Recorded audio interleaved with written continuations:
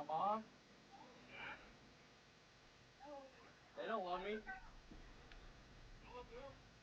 I appreciate you.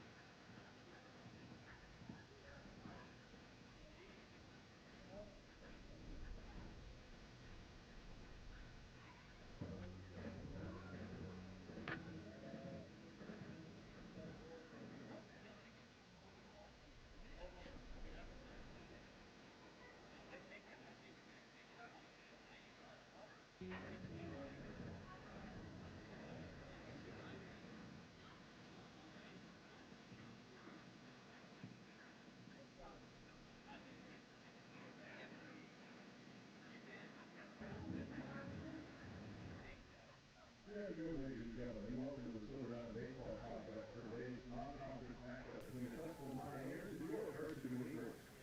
Reminder that Carson-Newman NCAA hosted sportsmanship by student athletes, coaches, and spectators. We will request your cooperation by supporting participants and officials in a positive manner.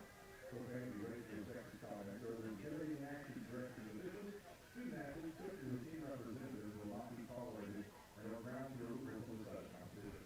Also, the consumption or possession of alcoholic beverages at the site of competition is prohibited. Thank you for your cooperation.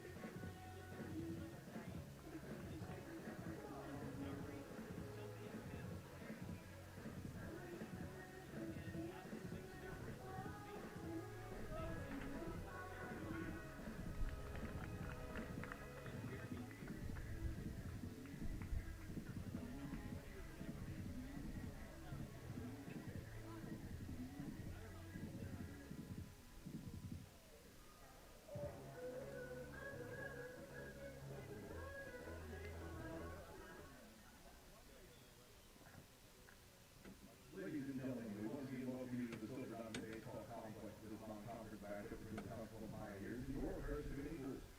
Ladies and gentlemen, at this time we ask that you please rise. First for our invocation given today by Carson Baseball pitcher Christian Henderson, and then please remain standing for the playing of our national anthem.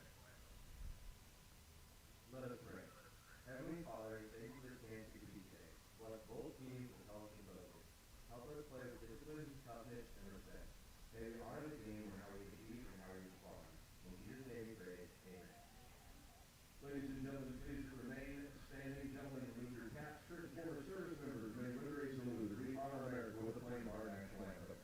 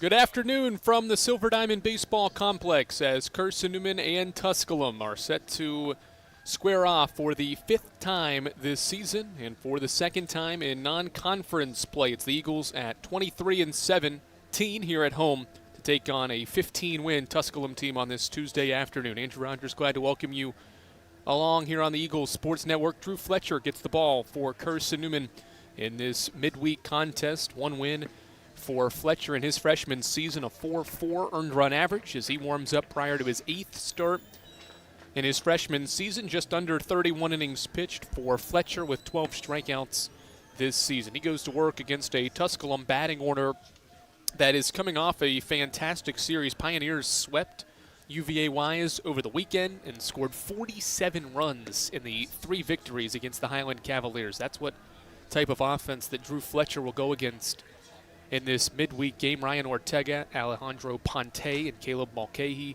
will lead things off for the Pioneers. You've got Colby Watson and Jack Gagan, who have had great performances against Carson-Newman in the first 4 meetings, with Evan Cage, Steve Scarfone, Keegan Mixa, and then the 9-hitters, Evan Goins, the conference's hitter of the week and TSWA's hitter of the week as well, rounding out Tusculum's order.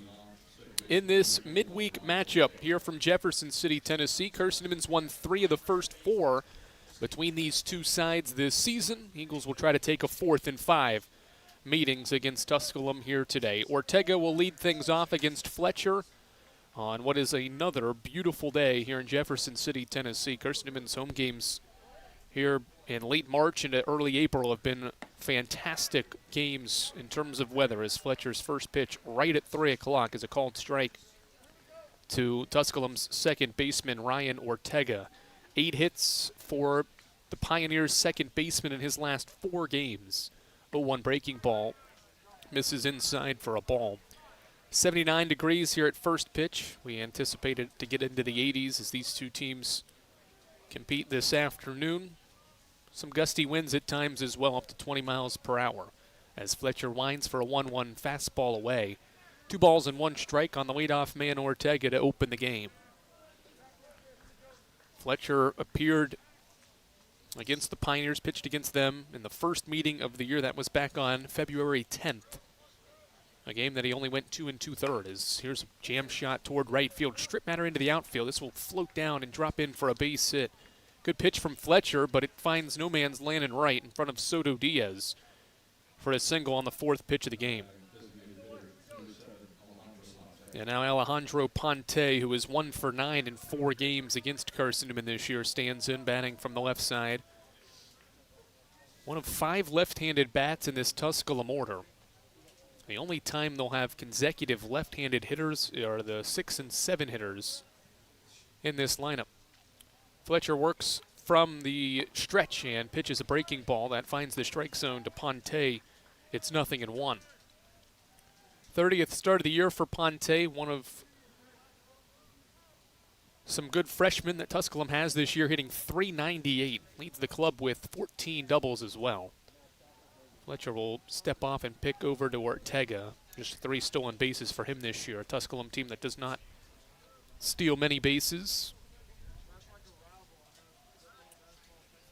Leadoff man aboard here for the Pioneers in the first. 0-1 pause for Fletcher. Long pause. 5 to pitch, and he fires a breaking ball high for ball 1. Fletcher has had some really good starts this season, including his last one a week ago exactly against Trevecca Nazarene. Went 5 2/3, a career long. First 5 innings were scoreless as Ponte fouls a 1-1 pitch back. It's 1-2. In that start, Fletcher was really good, did not walk a batter.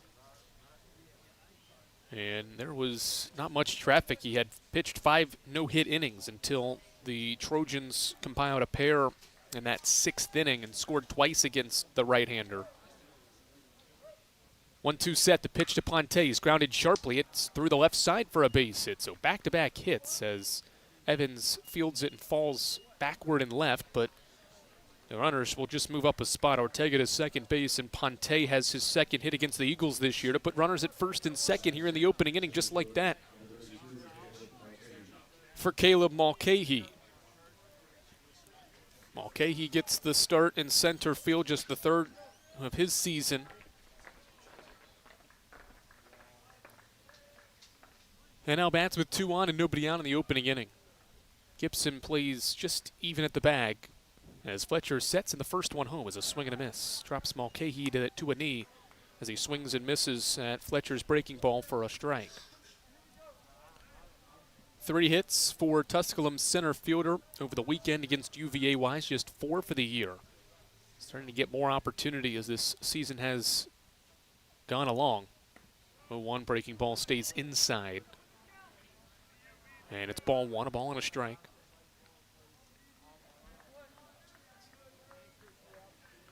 Fletcher has been Carson-Newman's midweek starter all but 1 game this season. Starting here against the Pioneers for the second time. 1-1 fastball is a strike. Kevin Hammond frames it well on the outside corner for a called strike 2. Fletcher and the Eagles trying to get an out here in the first. Back-to-back singles have opened the game for Brandon Steele's Tusculum Pioneers in this midweek game. 2 on, nobody out. Fletcher looks at second base and now pitches. Fastball hit on the ground is strip matter. He steps on second, throws it back across to first in time for a 4-3 double play. It was hit just hard enough to strip matter near second base. He gathered it himself and made a good throw to first base for the double play. 2 outs for the cleanup batter, Colby Watson, here in the first.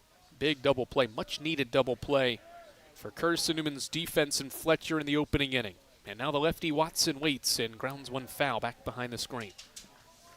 0-1 on Colby Watson, making his 5th start against the Eagles this season. First baseman 4 of 14 at the plate against the Eagles this season, batting .294 for the year. He's behind in the count, 0-1 here in the first. Ortega at third. Fletcher's offering. Change up away, ball 1. These two teams have played 5 times or more now for the 3rd time in the last decade. Fletcher pauses the 1-1. Fastball away, 2 balls and a strike. Did it back in 2021 and did it again in 2016. Those obviously being conference tournament matchups. And who knows, maybe these two teams will meet again in conference tournament play in early April or early May. 2-1. Watson swings and fouls a fastball back and the count evens. Here with 2 outs in the first inning. Pioneers got 2 singles to open the inning, but a Mulcahy double play ball has Carson-Newman a pitch and an out away from a scoreless first.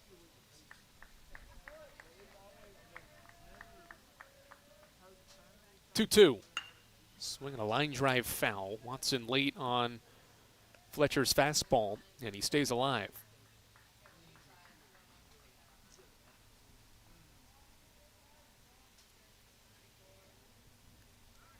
Second lefty to face Drew Fletcher here in the opening inning. And another 2-2. Another fastball. That went up to 87 miles per hour and fouled back again by Watson to stay alive.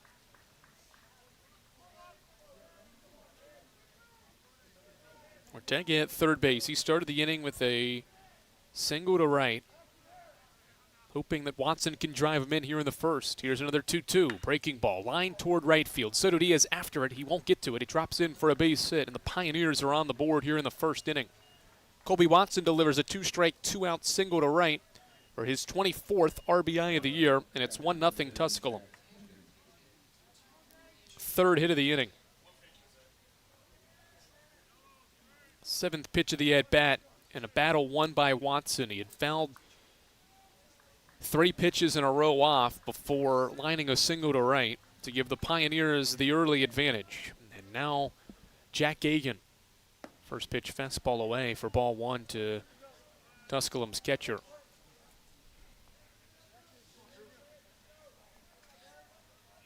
Gagan, a .270 hitter, 26th start of the year. Drove in 23 runs as well as he takes a breaking ball away, and it's 2 balls and no strikes. So far, a different start for Fletcher. He only allowed 2 hits and 5 2/3 last time out. Got time called by Tusculum's runner there before Fletcher's pitch. Now he's already given up 3 here in the opening inning. He's only allowed more than 4 hits in just 2 of his 10 appearances this year. He's allowed 3 here in the opening inning as he misses high with a fastball. And it's now 3 balls and no strikes.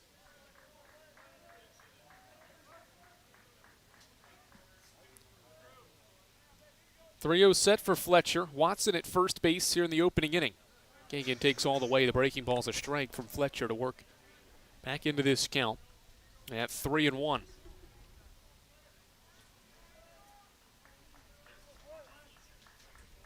Gagan this year, 3 of 10 against Carson-Newman. He's played in all 5 games now. Waits on a 3-1. Good breaking ball. Gagan took a step toward first. He thought he had ball 4. Instead, it's strike 2. Runner will be on the move from first when Fletcher goes home. 3 balls, 2 strikes, 2 outs. Pioneers by a run here in the opening inning.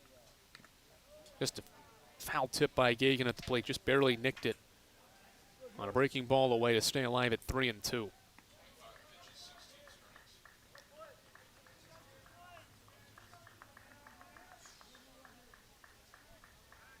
Another long at-bat for Fletcher and the Eagles with 2 outs in the inning. 3-2 again. Fastball. Called strike 3 on the corner. Gagan caught looking to end the first inning. The first strikeout for Fletcher. It's his 13th of the year, but the Pioneers have a 1-0 advantage on a 2-out Colby Watson single. Eagles bat for the first time when we return on the Eagles Sports Network. Don't know what to wear on game day? Head over to shopseeandeagles.com for all of your Carson-Newman athletics gear. You can find clothing from Adidas, Columbia, Nike, and Under Armour to cover you from head to toe. ShopSeeingEagles.com also has duffel bags, backpacks, jewelry, pet supplies, and gifts. Don't waste any more time. Prove you are the ultimate Carson-Newman fan with the official gear of the Eagles at ShopSeeingEagles.com. Visit today. Dorm food got you down? Need a home-cooked meal? Then Lisa's Country Kitchen is for you. Lisa's Country Kitchen has been feeding Carson-Newman students for 15 years. Lisa's has a family-friendly atmosphere all day long, from the morning with their $2.99 breakfast specials to dinner with Lisa's fresh, never-frozen steaks. Carson-Newman students get a 10% discount with their student ID. Lisa's Country Kitchen on Route 92 off Old Andrew Johnson Highway. The best food for the best prices.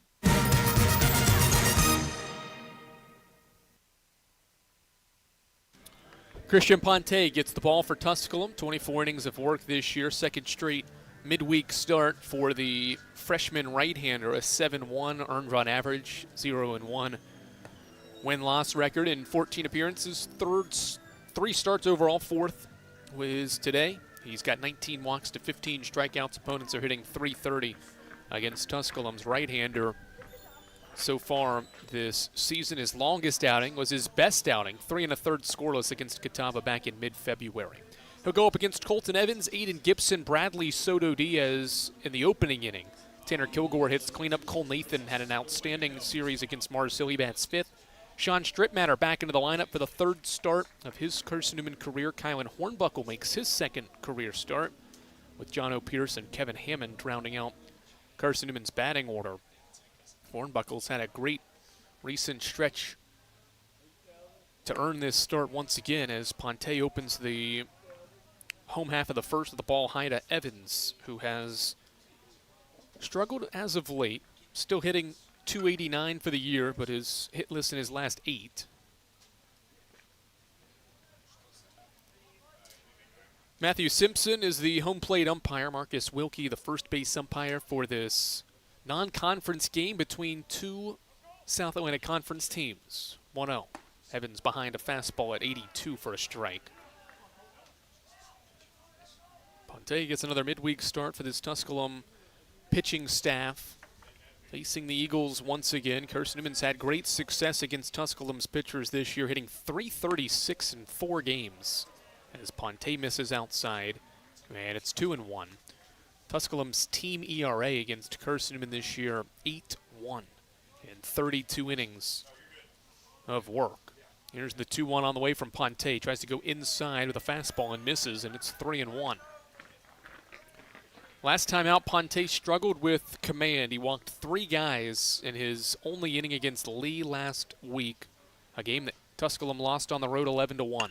Evans hits one sharply to short. Backhand play by Mixa in the hole. Long throw, spikes it in the turf. It skids its way across into Watson's glove for an out. Good play by Colby Watson to stick with that throw that was killing worms in the infield. It was the second bounce that Watson was able to gather that in to retire Evans for the first out of the inning. Ortega joins Watson along the right side of the infield. Mixa joined by the conference's hitter of the week, Evan Goins, at third as Aiden Gibson takes a strike. Steve Scarfone, Caleb Mulcahy, and Evan Cage go left-right in the outfield with Jack Aiken, the catcher, for Ponte here on this Tuesday afternoon in Jefferson City. 0-1 set for Ponte. Fastball bounces away and goes up the first base line for a ball. Against Aiden Gibson, who's looking for his first hit against Tusculum this year. He's played in all 4 games, but is 0 of 9. Against the Pioneers here in his senior season.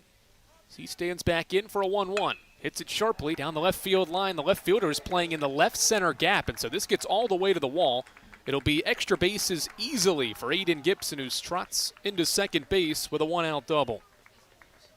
First hit of the year for Aiden Gibson against the Pioneers comes here in the opening inning off Ponte. Eagles now in business here in the first inning on Aiden Gibson's 5th double of the year. Scarfone was playing in the left center gap. Not that he would have been able to catch that line drive, but he may have been able to get Gibson at second base, but he was positioned in the gap. And so Gibson goes down the line with a 1-out double to set the stage for Bradley Soto Diaz, who takes a breaking ball for a called strike. Soto Diaz has been one of the most dangerous hitters in Carson-Newman's lineup here as of late, but especially against these Pioneers. He's 7 of 13 in 4 starts against Tusculum this year. Waits on the breaking ball and drives it through the right side on a line for a base hit. Gibson gets the go sign as Cage gathers it in. No throw home. Gibson will sprint home without a throw, and we're tied at 1 just like that. Soto Diaz goes the other way for an RBI single. It's his 30th ribby of the year to level the score. Good piece of hitting by Bradley Soto Diaz on a 1-1 breaking ball. Hit it sharply through the right side to tie the game. And now Tanner Kilgore. Consecutive base hits here off Christian Ponte in the first.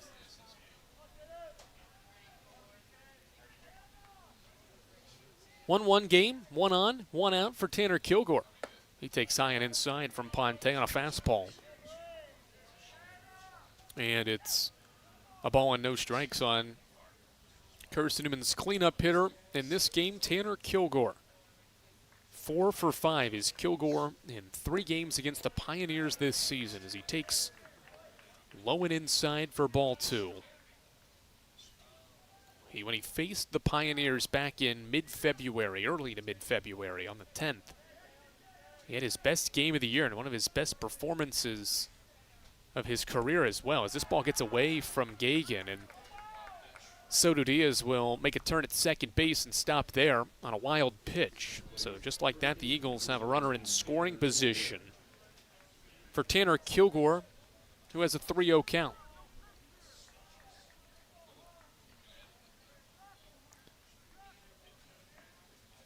.3-0 to Kilgore. He'll take a fastball knee high for a strike.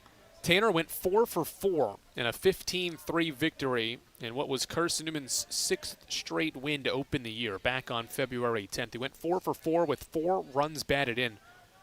3 singles and a double for Tanner that day as he lines one sharply into center field for a base hit. Soto Diaz had to wait on the line drive, so he'll head to third base and stop there. 3 straight first inning hits now for Carson-Newman. Kilgore has his single to put the runners on the corners in the first. First and third as Kilgore and Soto Diaz follow what Gibson has opened here in this first inning, and now Cole Nathan. Eagles squaring up some baseballs now after Evans grounded out to start the inning. Cole Nathan DHs for Carson-Newman in this game, and he gets to bat with 2 on and 1 out. Riding a 28-game on-base streak as Ponte lasers a throw to first to check on Kilgore. No tag applied, but Ponte fired a sharp throw across to first base there. Forced Kilgore to get on his horse back to the bag safely. No dive, though.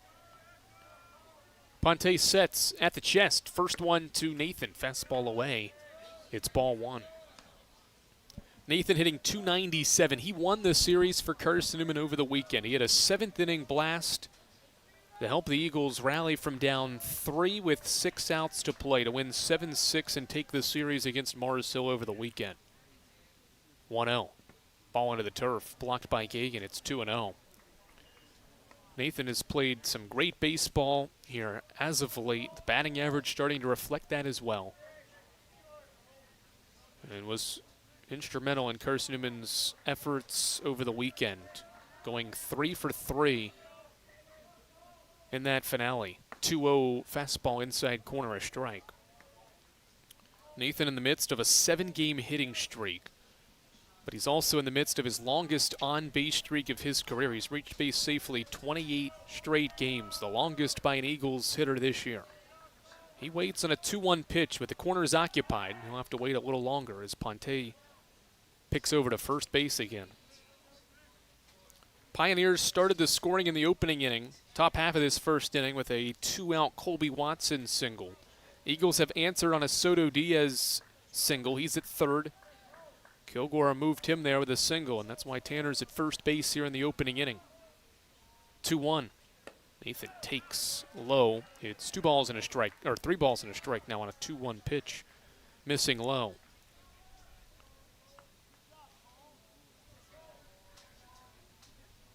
Three balls, 1 strike on Cole Nathan. Line drive down the line, nearly took the head of Soto Diaz off, and it's foul.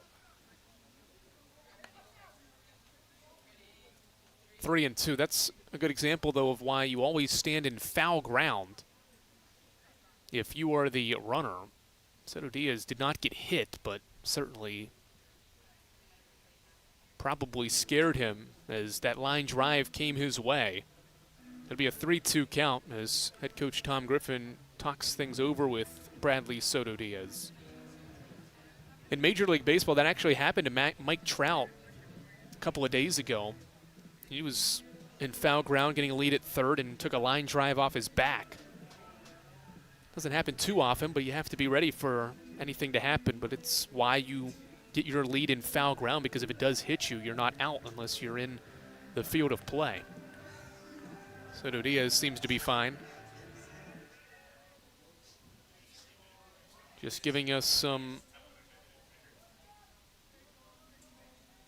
extra time before a 3-2 pitch here between Ponte and Nathan. Eagles trying to grab their first lead. 3 balls, 2 strikes, and Ponte fakes a throw to first and has Soto Diaz in a rundown here at third. Gagan throws it back to the third baseman Goins to tag out Soto Diaz, 2 away. What a move by Ponte. He gets Soto Diaz leaning toward third, or leaning toward home, and picks off the runner at third for the second out, and now he's a pitch away from getting out of this inning. Soto Diaz tried to stay in the rundown as long as he could, but Tusculum executed it well. Ponte in this at-bat alone had thrown twice to first, and that time he faked a throw to first, turned back, and had Soto Diaz leaning toward home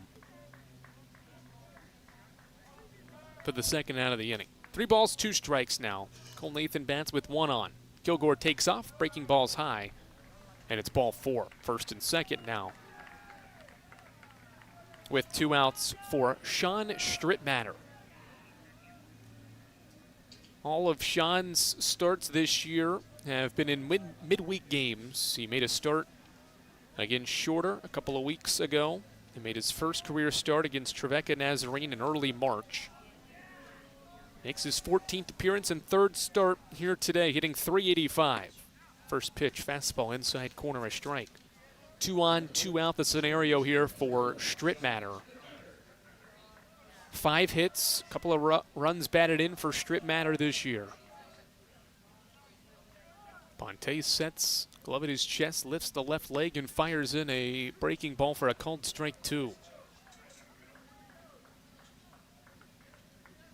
Runners on base for Strittmatter.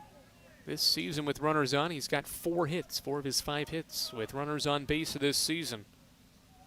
Batting with 2 on, 2 out, but there's 2 strikes on him. The pitch from Ponte. Breaking ball never broke toward the plate. It stayed well high, and it's 1-2. Extended first inning for both of these two teams. Tusculum sent 5 to the plate in the first, scored once. Carson-Newman's got its 6th batter to the inning at the plate and has scored once as well. Both teams have 3 hits as well here in the opening inning. 1 ball and 2 strikes, 2 on, 2 out in the opening inning. And Strittmatter takes high on a fastball. It's 2-2.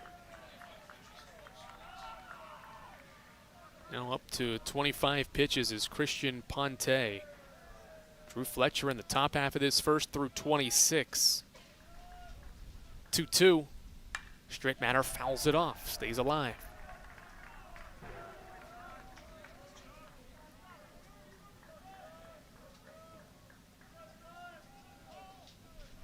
Kilgore at second base. He has Carson-Newman's 3rd hit of the inning. Nathan drew a 2-out walk. He's at first. Strittmatter rounds one sharply toward the first base dugout, and it goes foul. And ricochets over to Carson-Newman's dugout.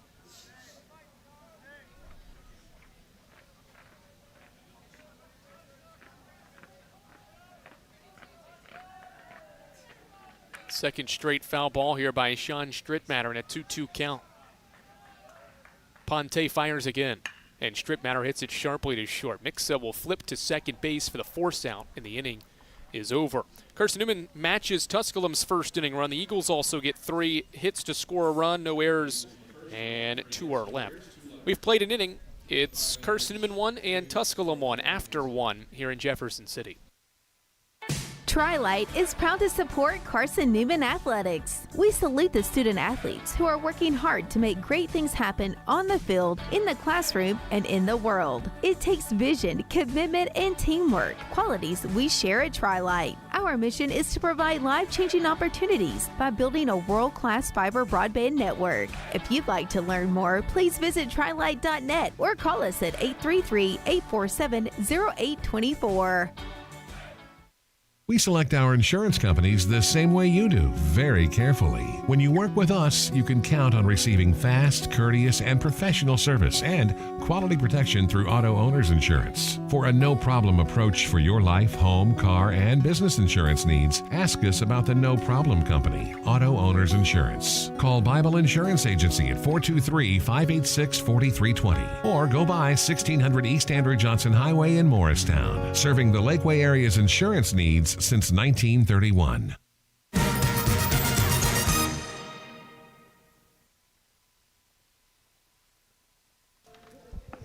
Andrew Rogers, glad to tell you that we are back here at the Silver Diamond Baseball Complex. This is the first of a 5-game homestand for Carson-Newman to finish off the 2026 home slate. For Tom Griffin's team, the Eagles are 10-10 this year at home, and surprisingly, the Eagles are 6 games above 500 on the road, a better road record than at home this season. But 3 wins during this 5-game homestand for Carson-Newman can secure a winning record here at the Silver Diamond Baseball Complex in 2026.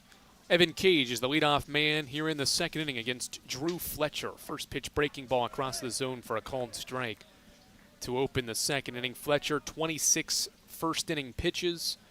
Found the zone a lot. He's found the zone now 18 times in 27 pitches. Here's his 0-1 breaking ball. It bounces away for a ball to Evan Cage. To open the second inning, Cage a .269 hitter, 22nd start of the year for a guy with 2 home runs this year. 1-1 home. Inside and low for ball 2. Cage also, like Watson, has 4 hits in the 4 meetings against the Eagles this year. He's coming off a good performance against UVA Wise, had 6 hits in 3 games. 2-1. Hits this one well toward right center field. Soto Diaz won't have a chance. Evan Cage has his 3rd home run as he leaves the yard in right center field to give the Pioneers the lead back. A solo home run to lead off the 2nd inning, makes it 2-1. Cage can round the bases for the 3rd time this year. He drives in his 16th run as well.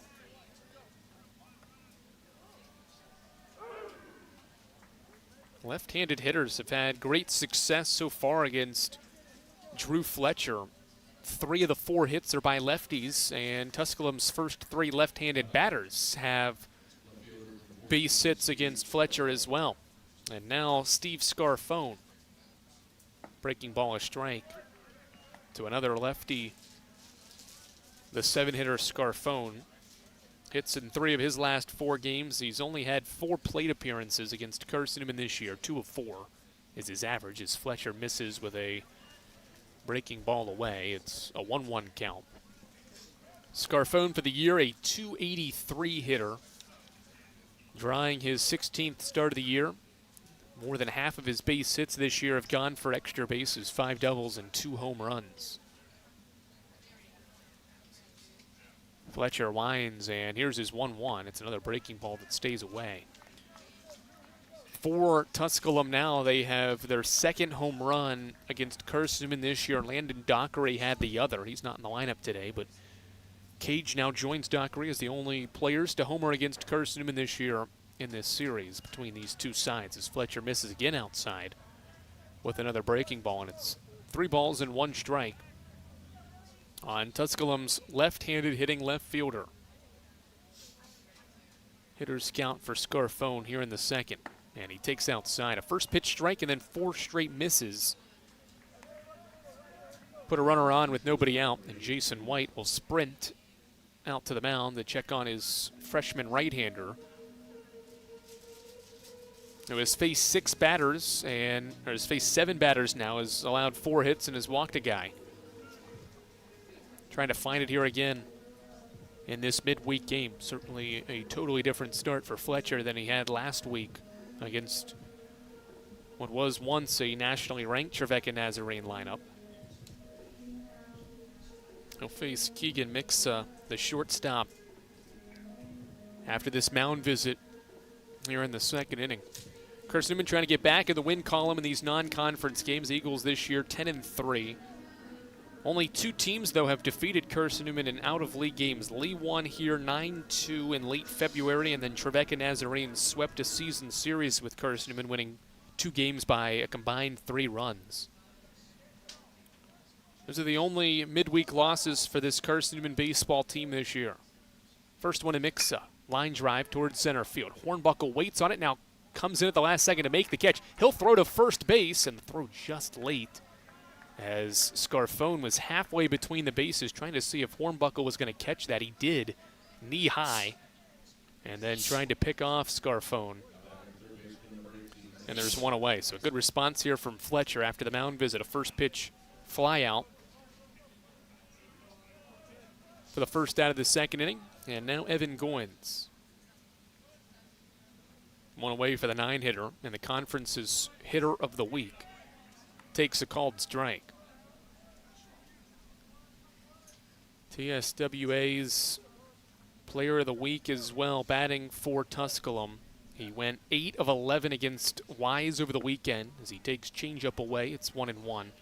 He went 8 for 11 with 3 home runs and 7 runs batted in. The 3 home runs came in the series opener, and he went 4 for 4 and had 6 of his 7 RBIs in that series opener. 1-1. Hits this one on the ground, right side. Strip matter to his left, goes back across his body for the lead runner, and they get it. That was a risky play by Strittmatter, but he made it with John O'Pierce covering short. They get the lead runner for the 2nd out of the inning on the fielder's choice. 4-6 play there at second base for the second out of the inning, and now back to the top for Ryan Ortega.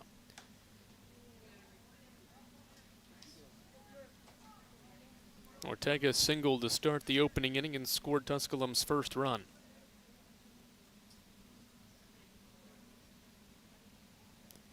First one home, a fastball high for a ball.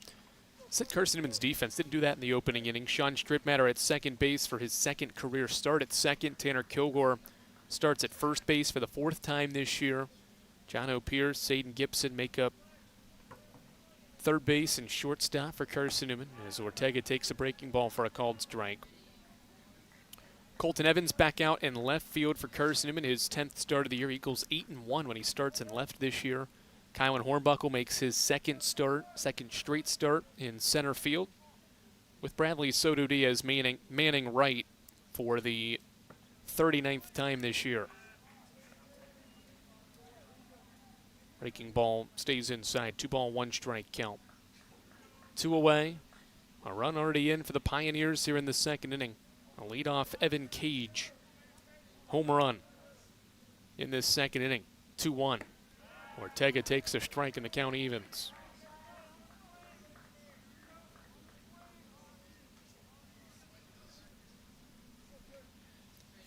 Two balls, 2 strikes, 2 outs here in the second. 1 on. It's Goins after he hit into a fielder's choice. Ortega bats for the second straight inning and hits one well out toward left field. He was out in front of a breaking ball and hooks it foul and out of play. Would have been enough for a home run, but Ortega was out in front. Would have been his 3rd home run of the year had it stayed fair.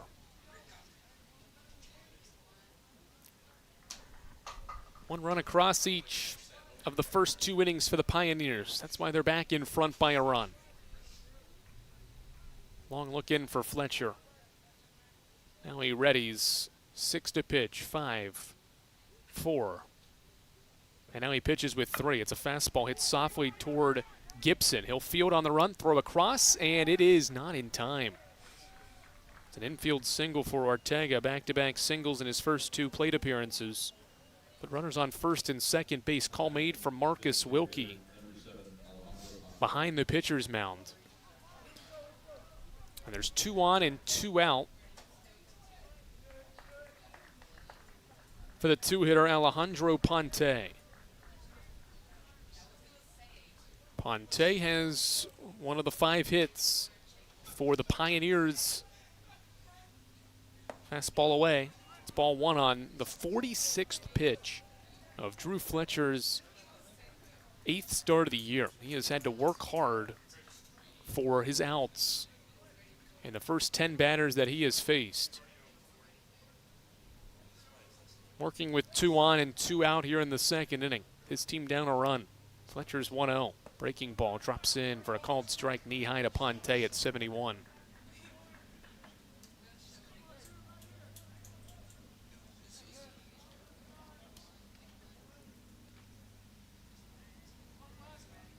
Carson-Newman starting to run a guy or 2 out toward its bullpen as Fletcher pitches here into the second inning. 1-1. Another breaking ball. Ponte late this time and fouls it back for strike 2. Ponte's first inning single extends his hitting streak to 8 straight games, the longest active streak for a Tusculum hitter this season. He's hit safely in 8 straight, has 3 3-hit games during this stretch as well. Hoping to add to a multi-hit performance already with 2 on and 2 out in the second. Fletcher sets a long look at second base and he steps off.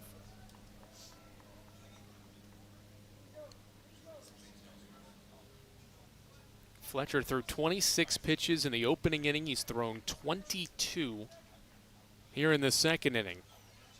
And he comes set before pitch 49 of the day. It's a swinging and softly hit grounder to second. Strittmatter will field cleanly. He takes his time and throws out Ponte for a 4-3 putout to end the inning. Pioneers add another run on a couple of hits. It's Evan Cage's leadoff home run that puts Tusculum back in front 2-1 after an inning and a half here on the Eagles Sports Network. How do you know you're in a community, not just a town? Well, strangers smile as they walk by. They refill your coffee without you asking. And when you ask directions, people offer to walk you there. Communities give more. The way you know when you walk into First Bank that you are in a real community bank. Great products, direct access to your local bankers, and relationships that can last a lifetime. Don't just have an account. Have a community with First Bank. Member FDIC. At InterDigital, we strive to be a leading provider of cutting-edge digital and marketing solutions. At InterDigital, we want to help our clients find success. Our team of technology gurus work together to ensure InterDigital continues to progress forward as technology advances. At InterDigital, we make technology work for you. Visit interdigital.com for IT support, web development, virtual tours, graphic design, internet marketing, mobile app, and film production services. InterDigital, laser focused on your success.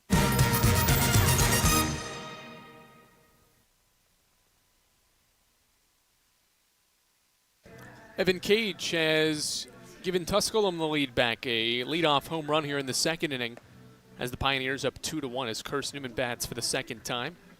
And will send the last three hitters in the order to the plate for the first time against Christian Ponte. It's Kylan Hornbuckle, John O. Pierce, and Kevin Hammond for Carson-Newman here in the second inning. How about Kylan Hornbuckle this year? 3 hits and 13 at-bats. All 3 hits are for extra bases. He hits one sharply down the line in third for a foul ball. His first 2 hits of the year were triples. And then he homered over the weekend against Mars Hill in that game that Carson-Newman lost 12-8, the middle game of the series, first on Saturday. 0-1 breaking ball stays high to the redshirt junior outfielder from Boaz, Alabama, Kylan Hornbuckle. 14th appearance of the year, or check that, 24th appearance of the year for Hornbuckle. 1-1. It's a fastball low. It's 2-1. Hornbuckle over the years has been mainly used as Carson-Newman's top running option on the bench, but has shown some things with his bat and defensively to earn an opportunity. And he drives one high out toward right field. Cage back to the wall. He backs up and makes the catch, leaning up against the wall. Nearly another home run for Hornbuckle, but a long fly out to right is the first out of the second inning. Gave it all he had. Wind was pushing out a little bit to help that swing, but a long fly out with Cage leaning up against the wall to start the second inning. And now John O. Pierce. .212 average for John O. Pierce this season. He takes a called strike from Ponte. Jono making his 30th start in what is his first season in the orange and blue. For a Carson-Newman team today wearing the Carolina blue uniform. Pinstripe pants as Pierce takes away. Ponte and the Pioneers in black today. Black hats, gray pants. For what is the first meeting and only meeting between these two teams here in Jefferson City, Tennessee this season. Fastball runs inside. It's 2-1. Since the 1990 season, Carson-Newman is 27-24 here at home against Tusculum. Pierce takes low. It's ball 3. A first pitch strike. Now 3 straight misses. Carson-Newman's won 4 of the last 5 here at home against Tusculum. 3-1 to Pierce. He'll take a called strike. Tossed his bat toward third and was headed to first base, but Matthew Simpson, the game's home plate umpire, called him for strike 2. Good spot, bottom left corner of the zone there. And now Pierce stands back in for a payoff from Ponte, and he got hit by it. Hit by pitch. Gives Carson-Newman a 1-out batter, or a 1-out runner for the batter, Kevin Hammond. Last one to face Ponte. Another midweek start for Kevin Hammond. He started against this Tusculum team earlier this year. 6 career starts, now 7 this year. 2 hits, 13 at-bats for Hammond, and an RBI this year. He gets to bat for the first time. He's 0 for 2 this year against the Pioneers and takes a called strike. Ponte up to 39 pitches now. Another extended inning, first inning for him. 20 pitches of his 39 have been strikes. Freebie has given Carson-Newman a runner here in the second inning. Hammond takes outside, 1-1.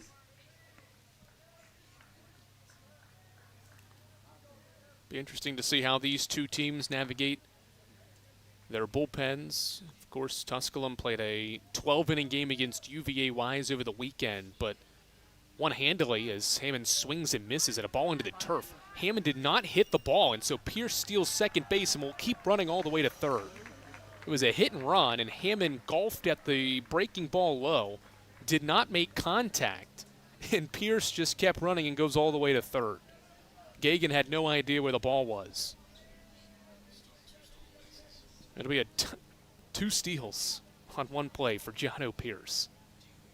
Almost said double steal, but it was just one guy stealing two bases. So now the Eagles are a sac fly here, potentially away from leveling the score. 1-2 to Hammond. He hits it sharply towards second. This should score the run. Ortega to his left is only plays to first. It's an RBI ground out for Kevin Hammond to tie the game at 2. Good base running by Jono Pierce as well. Eagles put on the hit and run. It worked, I guess. It wasn't a hit, but it was productive running by Pierce to get all the way to third to set up that RBI ground out. And Carson-Newman has leveled the score in the second inning without recording a second inning hit. And now with 2 outs, back to the top of the order for Colton Evans. Second ribby for Hammond in the Eagles uniform. And it's a first pitch strike to Colton Evans. And Tusculum requests for time after Ponte's 43rd pitch. He's gone an inning and 2/3 so far. And we'll find out maybe if this is the end of his day. And he's only pitched 3 full innings once. That was all the way back in mid-February. 3 1/3 scoreless against, at the time, 11th ranked Catawba. He threw 2 innings of 1-run ball against Carson-Newman back in late February. Recorded 4 outs in the weekend series several weeks ago against the Eagles, getting a 3rd opportunity against Carson-Newman. And having a conversation with one of his coaches as Ponte will stay in the game after the first pitch strike to Colton Evans. We've had at least a run. We've had exactly a run in each half inning of this midweek contest that is 46 minutes in. Pioneers already have 5 hits. Carson-Newman has 3. They were all in the first inning as Evans sees this one bounce away from Gagan. It's a ball. 2-2 game in the second. Evans, the left fielder, batting for the second straight inning with 2 outs here against Ponte. It's a 1-ball, 1-strike count. Ponte readies and fires. Chopper foul over top Tom Griffin in his leaned over stance at third. Didn't have to move to get out of the way of the ground ball in foul territory, and it's strike 2.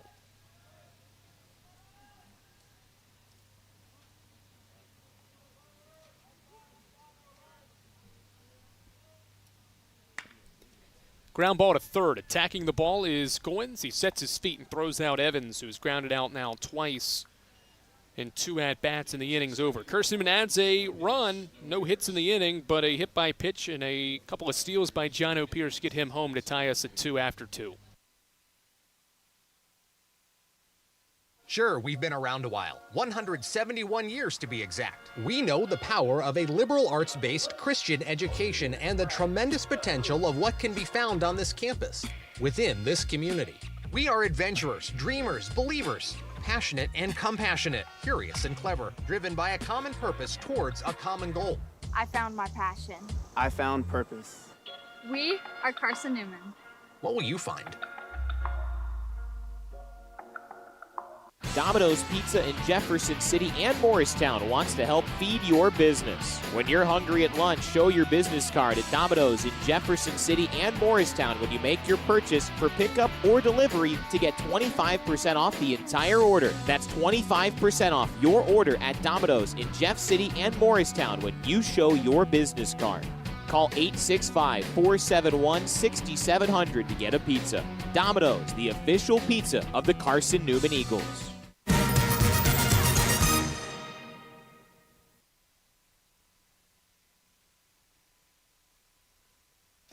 All right, Carson-Newman's gone to the bullpen for the first time in this midweek game. At the top of the third inning. We're tied at 2, and James Salico takes over for Carson-Newman on the mound.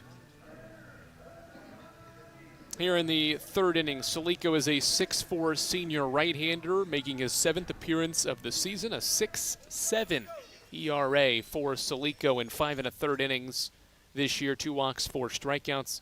Eagles want to give him some more opportunity because he has not allowed a run in his last 4 1/3 innings on the mound. The 2 runs that he allowed against Mars Hill were unearned runs for the righty with a 6.7 ERA this season. A couple of scoreless innings against Wingate and King here at home, and he gets to pitch at home for the 4th time in his senior season. First pitch of the inning, breaking ball away to the 3-hitter, Caleb Mulcahy, to begin this third inning. We've had exactly 1 run in each half inning here on the Eagles Sports Network. We're level at 2. 1-0 breaking ball, knee-high, strike called on the pitch from Salico to Mulcahy. Mulcahy grounded into a first inning double play with runners at first and second, 1-1. Thought about it, and the slider missed outside. Really just a fastball slider combination for Salico. Waxhaw, North Carolina native, Anderson transfer. Sets at the belt for a 2-1. Breaking ball line sharply down the third base line. It's a fair ball. Gibson dived but can't make the play as it rolls into the left field corner. And headfirst sliding into second base is Mulcahy with a leadoff double.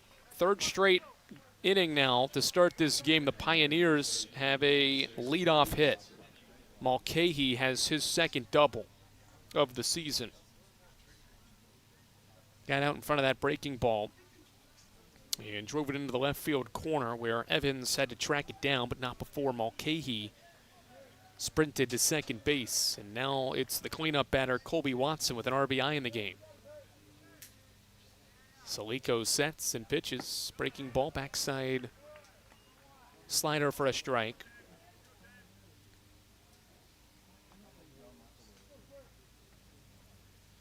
Watson has that batting average back above 300 with a RBI single in the first inning. Salico looks at second, pitches fastball away. 1-1.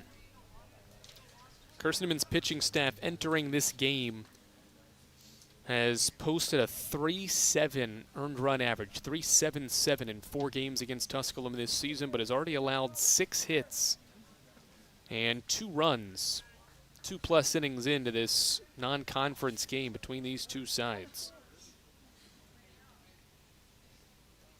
1-1 pause for Salico.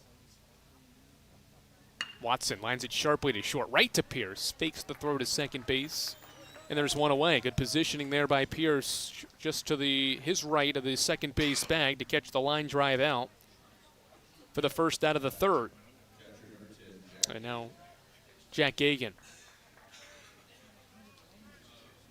Talked about Carson-Newman's good team ERA against the Pioneers. Tusculum has posted at least 8 hits in each of the 4 games this year against the Eagles, but Carson-Newman's pitched well with runners on base.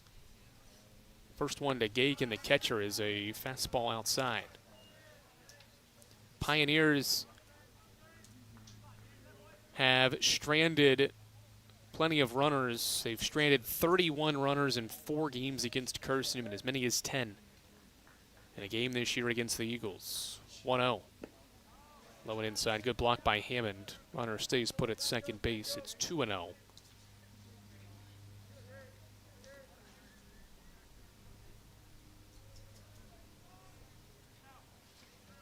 Carson-Newman on the offensive side has double-digit hits in each of the 4 games against the Pioneers this year. 2-0. Gagan late on the breaking ball and flies it to right. Soto Diaz battling the sun, has sunglasses as he makes the catch. And Mulcahy will not test the arm of Soto Diaz. With a strong throw, hits the cutoff Pierce for the second out of the inning. No real reason to go to third. Mulcahy can score on a base hit from second base. Rather than running into an out at third, he stays put at second base. Back-to-back outs here from Salico in the third. Brings the home run hitting Evan Cage to the plate. He gave Tusculum a second inning lead with his 3rd home run of the year. Hit it well over the right center field wall. And now faces James Salico, and the righty's first pitch is a fastball for a called strike. Salico only made 2 appearances in the first month of the year, 2 more in March, but now pitches for the 3rd time here in April, and 8 games in. 0-1. Slider stayed outside. It's a ball and a strike. Eagles, despite playing a competitive close series with the Lions last weekend, did not have to go to the bullpen that often, only used 5 pitchers last weekend. Out of the bullpen, Brock Culpepper took care of the first game, 3 1/3 scoreless. The Eagles didn't go to the pen in the series finale. 2-1 fastball is a strike to Cage, and Salico's even the count here in the 3rd.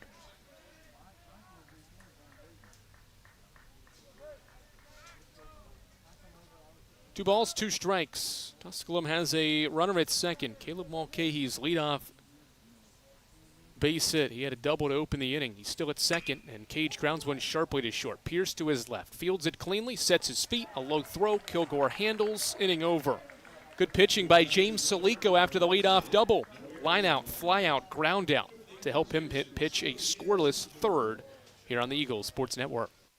Domino's Pizza in Jefferson City has deals for Carson-Newman students. Bring in your valid student ID when you order for pickup or delivery, and Domino's in Jefferson City will give you a steaming hot large 1-topping pizza for $4.99. That's a large 1-topping pizza for Carson-Newman students for $4.99 at Domino's in Jeff City. Call 865-471-6700 to order. That's 865-471-6700. Domino's, the official pizza of the Carson-Newman Eagles. Okay, let's see. I'm ready to do this. Carson-Newman. It's been around since 1851. Lots of flexible online programs. Wow. World-class accredited academics. A faith and learning environment with professors who really care about me. A top 10 best value school. Carson-Newman gives $48 million a year in financial aid. This is the perfect place. I'm in.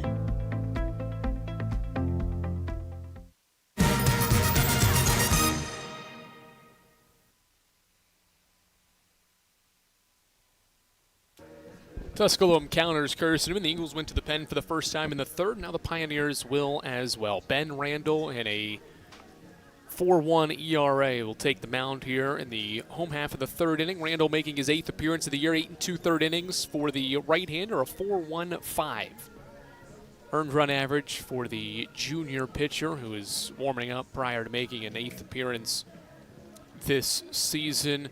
He gave up 2 hits and 4 runs back in that February 10th meeting, and then got 2 outs in that series finale win for Carson-Newman on March 21st. It was a 7-0 Eagles victory that day.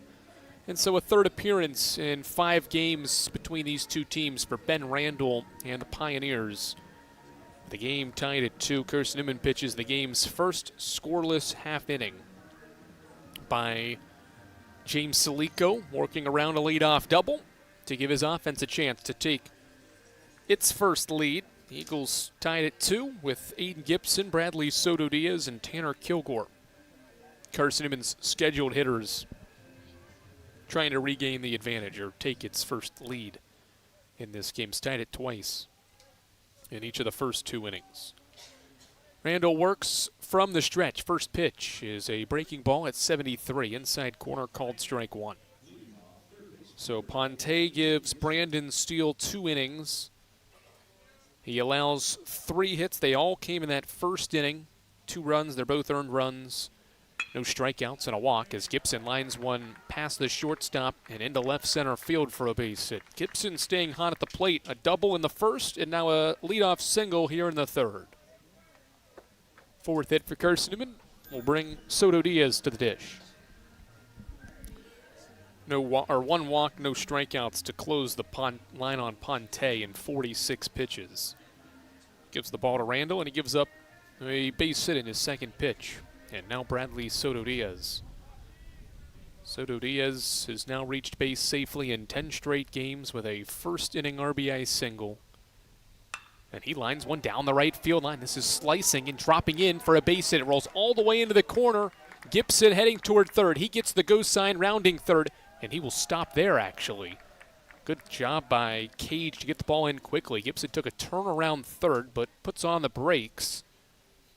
And it'll be a double for Soto Diaz. So how about Gibson and Soto Diaz, each with a single and a double in their first 2 plate appearances, and they have runners at second and third with nobody out.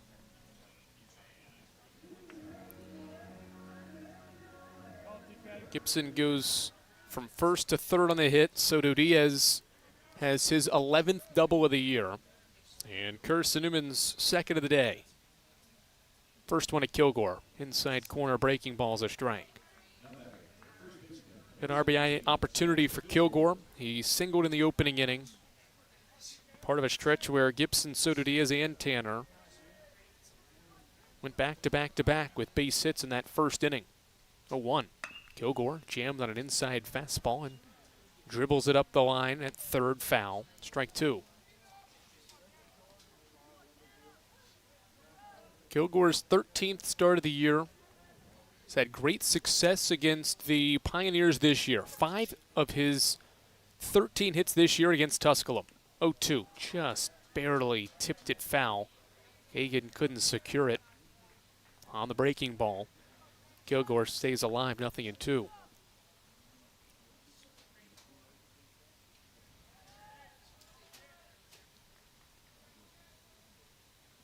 Line drive back up the middle of base hit.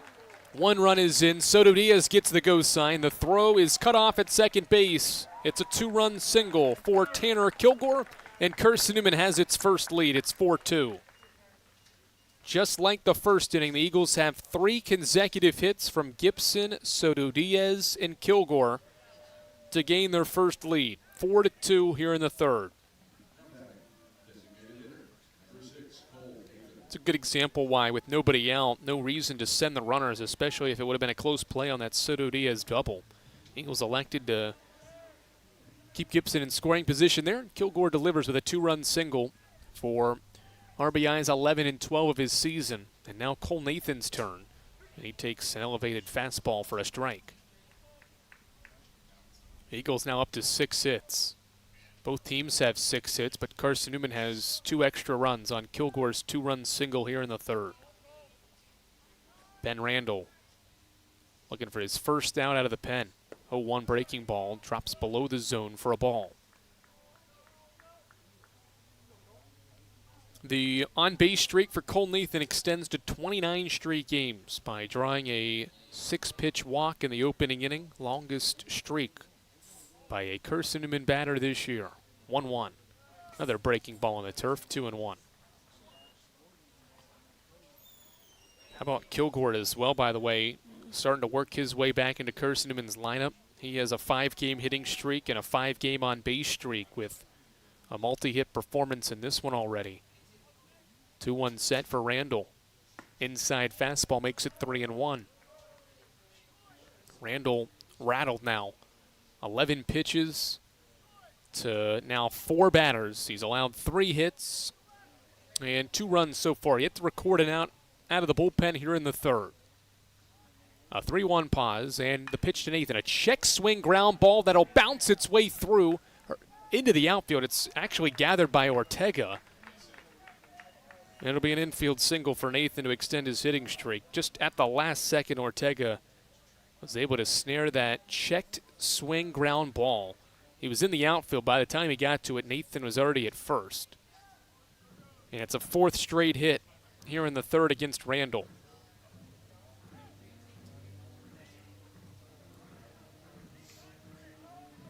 Good effort by Ortega, but by the time he got to the ball and got it in his glove, it was in the outfield. His strip matter bunts this one up the first base side. Randall will field a flip toward first. Watson covering, makes the play. A sac bunt for Strittmatter. Will advance Kilgore to third base. Cole Nathan to second with 1 away for Kylan Hornbuckle. Perfectly executed sacrifice bunt by Sean Strittmatter to move the runners into scoring position. And Hornbuckle will try to drive him in. He's got 5 RBI this year. Had 2 over the weekend. And he takes the ball into the turf. Ball bounced before the plate for a ball.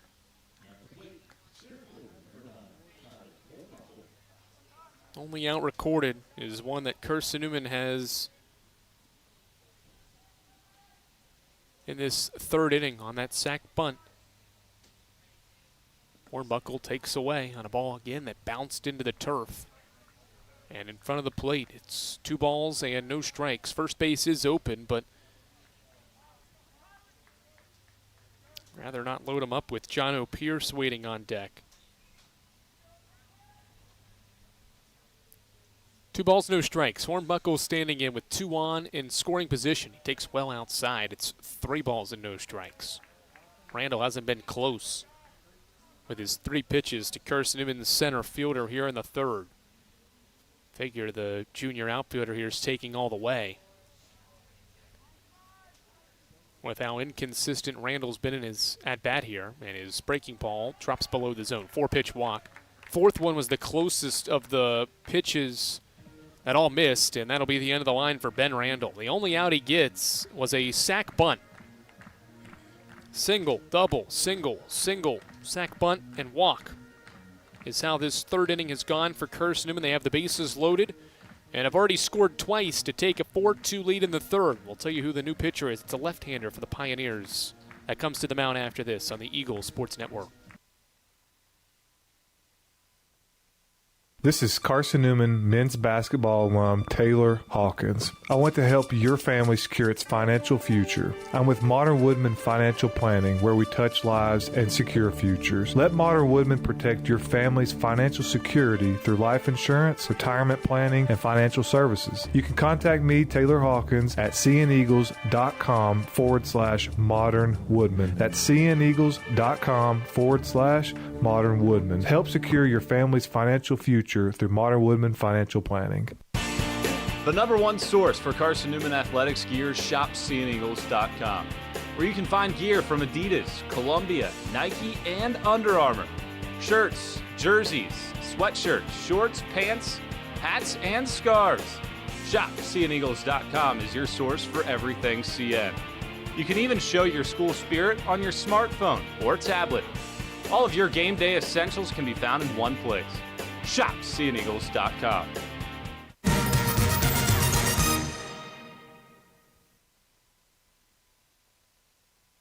Third pitcher for Tusculum, 2nd of the inning, is Payne Ladd, a left-hander with 11 1/3 innings this year, 7.1 ERA, 5 strikeouts, 7 walks. In his 2nd season with the Pioneers, he will pitch against Carson-Newman for the 2nd time this year, an inning and 2/3 scoreless in the series finale against the Eagles back on March 21st. A lot of his appearances have come late in the year, made 2 February appearances, then did not pitch for over a month until an opportunity against Trevecca on March 18th.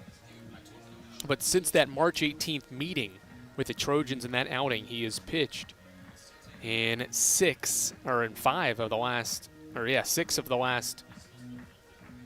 12 games for Tusculum this season. Payne Ladd on the mound, bases loaded for Carson-Newman. It's John O'Pierce, the batter.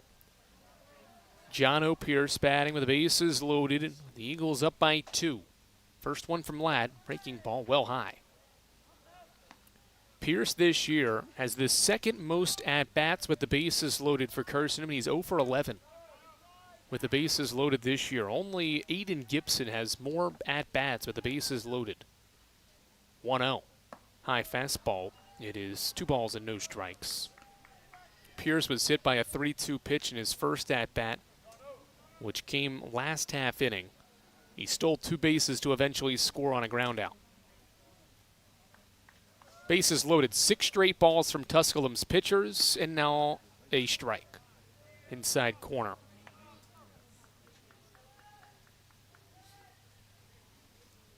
All the runners on base responsible to Ben Randall. 2-1. Ground ball to second base. Ortega throws to second for one. Back to, no throw to first. A dropped exchange by Mixa.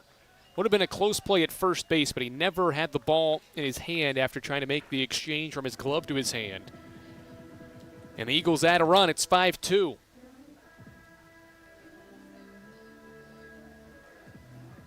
Will go down as a base hit for Pierce, but he does get the Eagles a fifth run and a third here in the inning.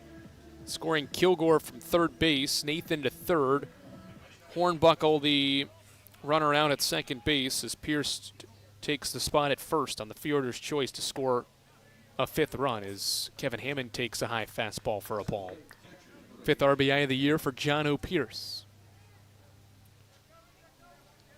Now Hammond with an RBI opportunity. He's drove in 2 this year.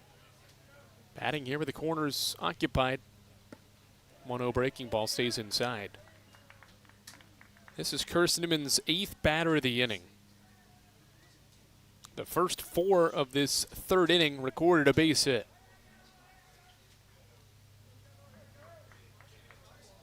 Nathan at third, Hornbuckle, or rather Pierce at first as Hammond takes the strike.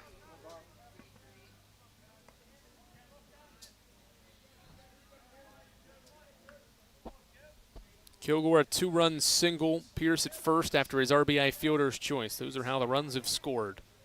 For a Carson-Newman offense with 7 hits already. Hunter takes off from first as Hammond fouls off an 80-mile-per-hour fastball, and it's 2-2. Eagles have their first lead, 5-2 the advantage, thanks to a 3-run third in a game that is 70 minutes long and in. Pierce takes off. Here comes a throw to the plate. Nathan sliding in safely. How about that? John O. Pierce from first took off. Nathan did as well before the pitch. And Nathan steals home for the second time this year. 6-2. There was no hesitation. Nathan right away sprinted toward home and sneaks that hand around Gagan's tag for a 6th run for the Eagles, 4th of the inning. Now a 2-2 to Hammond, tie for a ball. 3-2.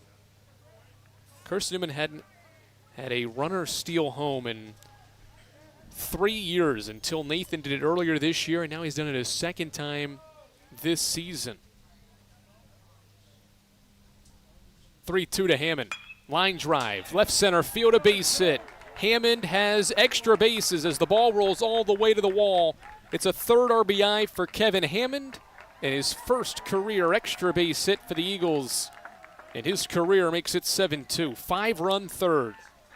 Good piece of hitting. A 3-2 pitch. Hammond drives to left center. It's Carson-Newman's 3rd double and 8 hits now in the game. Eagles piling on here in the 3rd, up 7-2.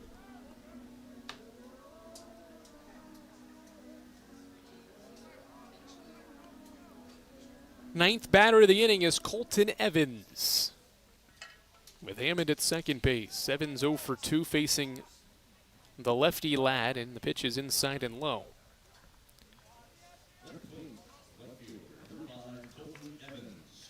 Carson-Newman has scored 4 or more runs in an inning against Tusculum for the 2nd time this year.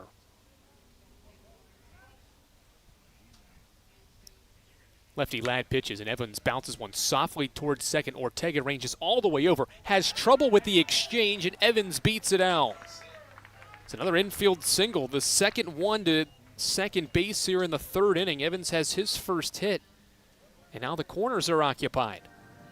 Well, Ortega had to make a long run. He was playing more towards second, got to the ball when it stayed in the infield, but couldn't get the ball out of his mitt in time. By the time he did to make a throw, Evans was closer to first and beats out the throw. It's an infield single, and Carson-Newman will send a 10th batter to the plate here in the 3rd. It's Aiden Gibson, and he takes a breaking ball from the lefty lad for a called strike that dropped in at 67 miles per hour. It's 0-1. Now Aiden Gibson halfway to the cycle, one of 2 Eagles halfway to the cycle already. First inning double and a leadoff single in this extended 3rd inning for Carson-Newman. Evans checked on at first.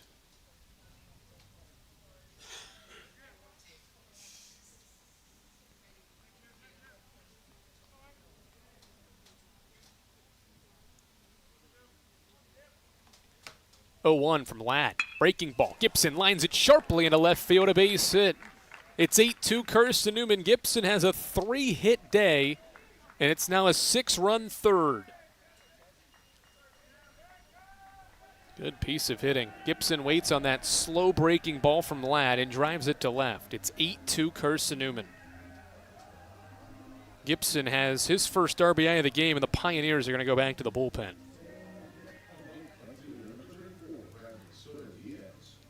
Carson-Newman's offense has exploded here in the third. They have scored 6 times on 7 hits.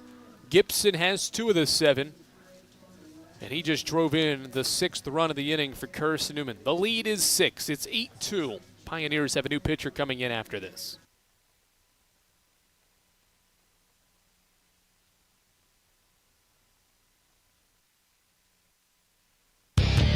When you're sick and tired of fast food and need a fresh home-cooked meal, turn to Lisa's Country Kitchen. Lisa's been cooking up her fresh, never-frozen food for the Lakeway area for more than 15 years. Lisa's cares about her customers. You may enter a stranger, but you'll leave a friend. From foot-long hot dogs to juicy steaks, Lisa's has the best food for the best prices. Lisa's Country Kitchen on Route 92 off Old Andrew Johnson Highway. The best food for the best prices. Serving East Tennessee for 40 years, Magaha Electric is the perfect choice for all your electrical projects. Magaha Electric specializes in commercial, retail, manufacturing, residential, and industrial contracting needs. Magaha Electric can provide superior service, technical know-how, and realistic budgeting for any size project in a timely, cost-effective manner. Visit MagahaElectric.com for all your electrical contracting needs. Magaha Electric, your East Tennessee electrical contracting source.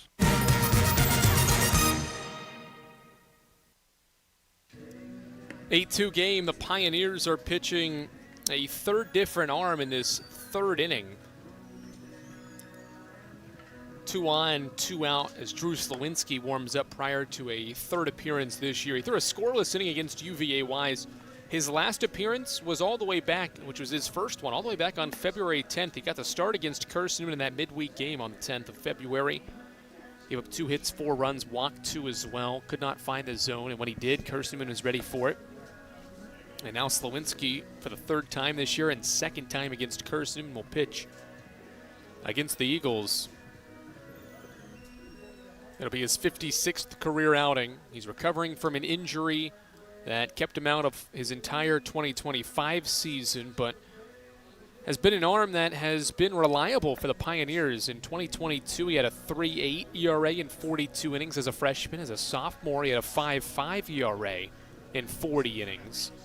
And then his junior season, 2024, he had a 5.1 ERA, a career 5.1 ERA for Drew Slawinski with 108 strikeouts, but has had limited opportunity in his return to the plate. All right, Carson-Newman will have a pinch hitter. Bradley Soto Diaz will not bat in his spot here. It'll be Ryan Bolton to swing the bat for Carson-Newman. After Soto Diaz went 2 for 2 with a double earlier this inning, it's Ryan Bolton to pinch hit for the Eagles with 2 on and 2 out. 11th batter of the inning for Carson-Newman. First pitch to Bolton, high and inside. Eagles pouring it on here. Bolton and the Eagles have now scored 4 runs or more in an inning for the 27th time this year. Most runs in an inning for Carson-Newman was 8. They have done that twice this season. 1-0. Bolton takes a strike. He's hitting .273 as Carson-Newman's pinch hitter here in Ryan Bolton. 15 hits, 55 at-bats. And is a .333 hitter with runners on base. He's got runners in scoring position. He's got Evans there at second with 2 outs. Gibson at first. And Bolton grounds one sharply to short. Diving play by Mixon to keep it in the infield, and he flips to second for the force. Terrific diving stop to rob Bolton of a base hit and get Tusculum out of a long 3rd inning. Carson-Newman scores 6 times on 7 hits, no errors, and they strand 2. It's 8-2 after 3 here at the Silver Diamond Baseball Complex on the Eagle Sports Network.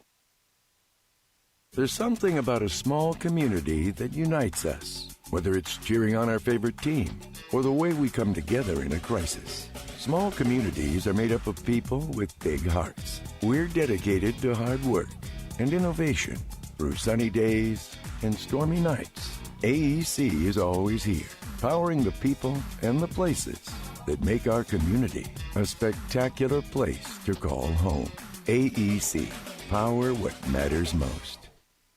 Insurance, it's about people, not things. It's about security. It's about confidence. It's about relationships. It's about trust. It's about you.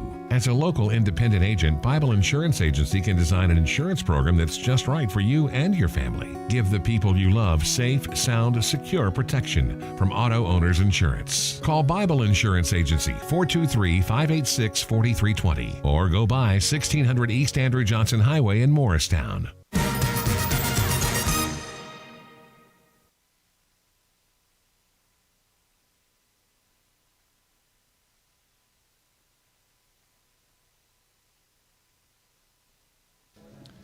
(8-2) Carson-Newman, a 6-run third inning gave Carson-Newman its first lead. Now they'll try to hold on to it with James Salico back to pitch a second inning out of the bullpen. He'll face 7, 8, and 9. It is Steve Scarfone to open the fourth inning of this non-conference game. First pitch, he's behind a fastball at 87 for a swinging strike.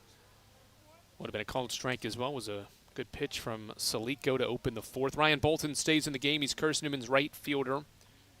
So he has pulled after 3 innings. Productive 3 innings as he watches on and sees Salico miss outside with the fastball. It's 1-1.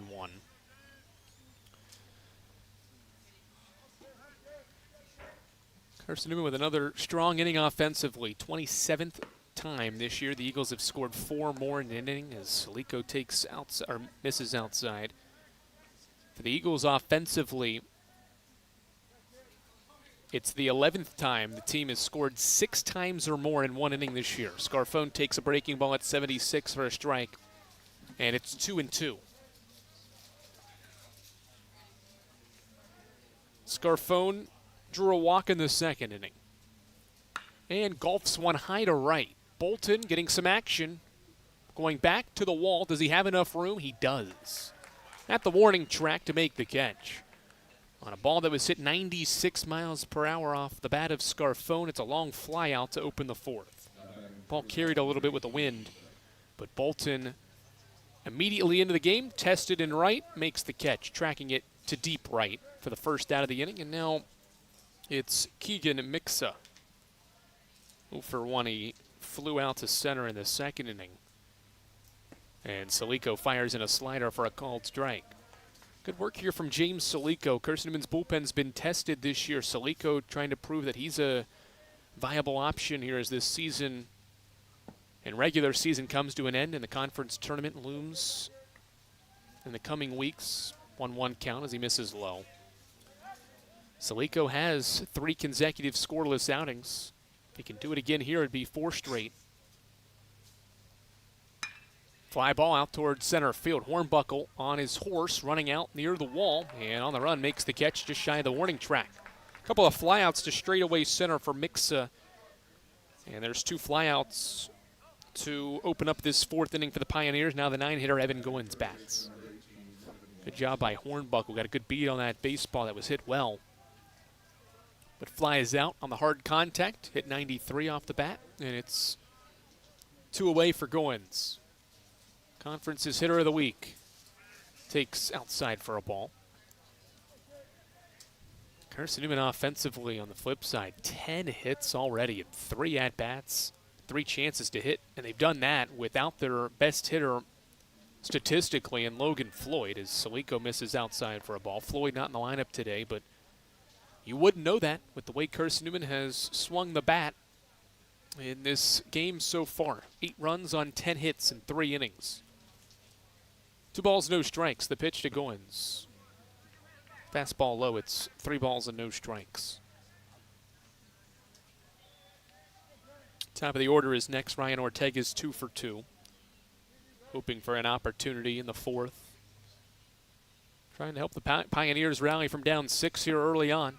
And it's a 4-pitch walk. First free pass by Solico and the second by Carson-Newman's pitching staff today. 2-out runner for Ryan Ortega. Ortega has 2 singles. The first inning single was a bloop single to right, and then his single in the second inning was an infield single to third. He's 2 for 2, but he has not hit the ball super hard against Carson-Newman's pitchers so far, and flies one toward the right side. Bolton and Kilgore give it a look, but they run out of room. Lands foul and out of play. Excellent crowd on hand for this midweek game. Again, the first of 5 for Carson-Newman during this homestand to wrap the home slate. Tusculum currently. Final home series is with Coker this weekend starting Friday, wrapping up Saturday, and then the home slate ends with Shorter in town next Tuesday. Eagles beat the Hawks 12-1 back in late March. 0-1, line drive right to Gibson. He puts his glove above his head to make the line drive catch, and a ball that was hit 93 off Ortega's bat, and the inning's over. Good defensive work by Carson-Newman to help James Solico toss a second scoreless inning out of the bullpen. Eagles stay in front 8-2. Don't know what to wear on game day? Head over to shopseeandeagles.com for all of your Carson-Newman athletics gear. You can find clothing from Adidas, Columbia, Nike, and Under Armour to cover you from head to toe. ShopSeeingEagles.com also has duffel bags, backpacks, jewelry, pet supplies, and gifts. Don't waste any more time. Prove you are the ultimate Carson-Newman fan with the official gear of the Eagles at ShopSeeingEagles.com. Visit today. Dorm food got you down? Need a home-cooked meal? Then Lisa's Country Kitchen is for you. Lisa's Country Kitchen has been feeding Carson-Newman students for 15 years. Lisa's has a family-friendly atmosphere all day long, from the morning with her $2.99 breakfast specials to dinner with Lisa's fresh, never-frozen steaks. Carson-Newman students get a 10% discount with their student ID. Lisa's Country Kitchen on Route 92 off Old Andrew Johnson Highway. The best food for the best prices.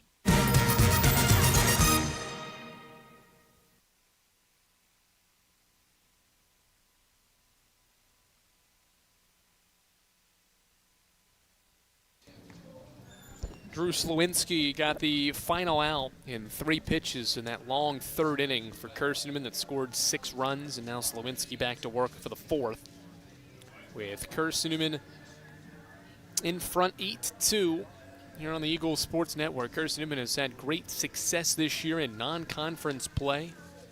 See 2 of the guys, Braxton Smith, Sebastian Rodriguez, that have helped with that effort this year. The Eagles have also, on average, scored at least 9 times in their out-of-league games this season. They're basically at their scoring average in these non-conference games in just 3 innings offensively, as Tanner Kilgore will be the batter for Carson-Newman to open up this 4th inning. All the hits for the Eagles in the 1st and 3rd innings to go in front 8-2 here on the Eagles Sports Network. Andrew Rogers, glad you're with us for this contest. Approaching 90 minutes in as Slawinski comes set. Glove at his belt. Long pause here. 4 to pitch, and now he overthrows a fastball into the turf. 1-0. This is the Tusculum pitching staff that has an ERA just under 7 for the year. It's the 3rd worst mark among South Atlantic Conference schools this year. 1 ball, no strike pitch. Another overthrown fastball into the turf. 2 balls, no strikes on Kilgore. It's a Pioneers team, too, that has struggled with walks. They have averaged about 5 walks per game, also the 3rd worst mark in the conference this year. They've only walked 2 in this game, but they've also hit a batter. They've given up 3 freebies, and those have aided Carson-Newman offensively. 2-0 pitch again, bounced into the turf before the plate. Slawinski's been way off with his first 3. To begin this 4th inning, Pioneers have really relied on just 9 different guys this year. 9 different pitchers have thrown at least 19 innings or more and have appeared at least in 11 games. Have not seen any of those 9, though, as Slawinski misses again. None of those were close to the zone. It's a 4-pitch walk to begin the 4th inning. Kilgore has been on base now all 3 times. And Cole Nathan has a base runner here in the fourth. Remember, the Eagles run-ruled Tusculum in the only other non-conference game. That was back on February 10th, a 15-3 victory in 7 innings for Carson-Newman that day. Something similar would put Carson-Newman back in the win column against the Pioneers for the 4th time this year in 5 meetings. Another ball into the turf, 5 straight misses from Slowinski here to begin this 4th inning. Again, the Pioneers have already used 4 pitchers. This is their 3rd reliever. And Slowinski has only found the zone with 2 of his 8 pitches. 1-0 set for the senior righty, and he misses high and inside. It's 2-0. 6 straight misses to begin the 4th.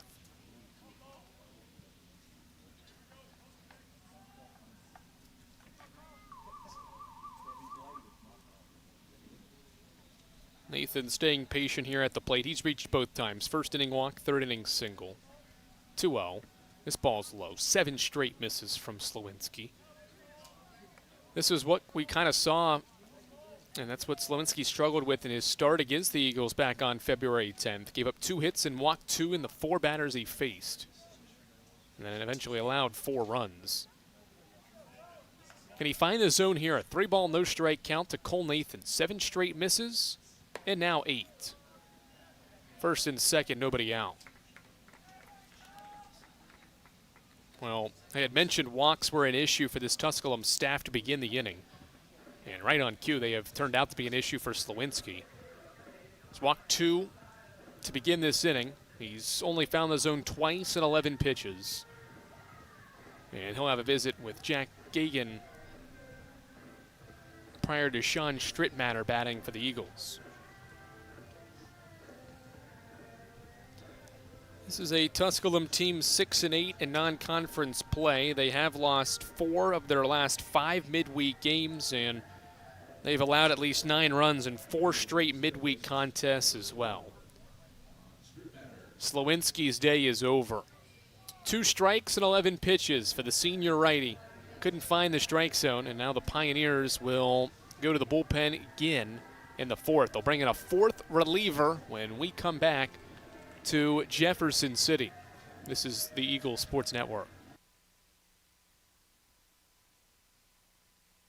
Tri-Light is proud to support Carson-Newman Athletics. We salute the student athletes who are working hard to make great things happen on the field, in the classroom, and in the world. It takes vision, commitment, and teamwork, qualities we share at Tri-Light. Our mission is to provide life-changing opportunities by building a world-class fiber broadband network. If you'd like to learn more, please visit trilight.net or call us at 833-847-0824. We select our insurance companies the same way you do, very carefully. When you work with us, you can count on receiving fast, courteous, and professional service and quality protection through Auto Owners Insurance. For a no-problem approach for your life, home, car, and business insurance needs, ask us about the No Problem Company, Auto Owners Insurance. Call Bible Insurance Agency at 423-586-4320 or go by 1600 East Andrew Johnson Highway in Morristown, serving the Lakeway area's insurance needs since 1931.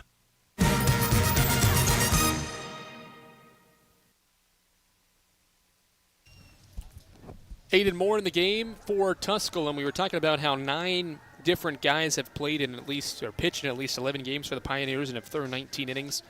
Aiden Moore is one of them. He has a 10.4 ERA this year in 14 outings. 19 innings total for Aiden Moore. This is his 2nd season with the Pioneers, 31st career appearance, a 9.2 career earned run average for Aiden Moore. In his career, he's allowed runs in many of his outings, including in 7 straight outings this season. He's only pitched 1 scoreless game this year. That was 2 scoreless on March 10th against King. A 1-run loss for the Pioneers. So Aiden Moore takes over for Drew Slowinski, who is responsible for the first 2 batters to reach in this inning. Ben Randall was the first reliever. He got an out in the 3rd and allowed 4 hits, 5 runs. They're all earned runs to score, 1 walk, no strikeouts.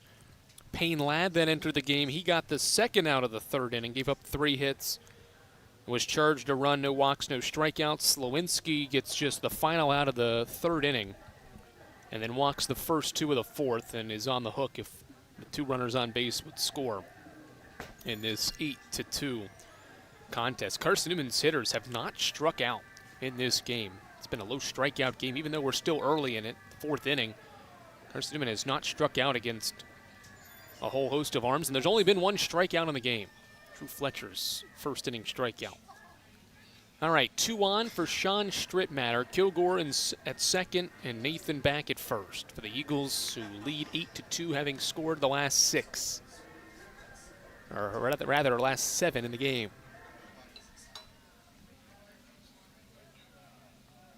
First one to Strittmatter, high fastball. So between Slowinski and Aiden Moore now, there's been 9 straight balls to open the fourth inning.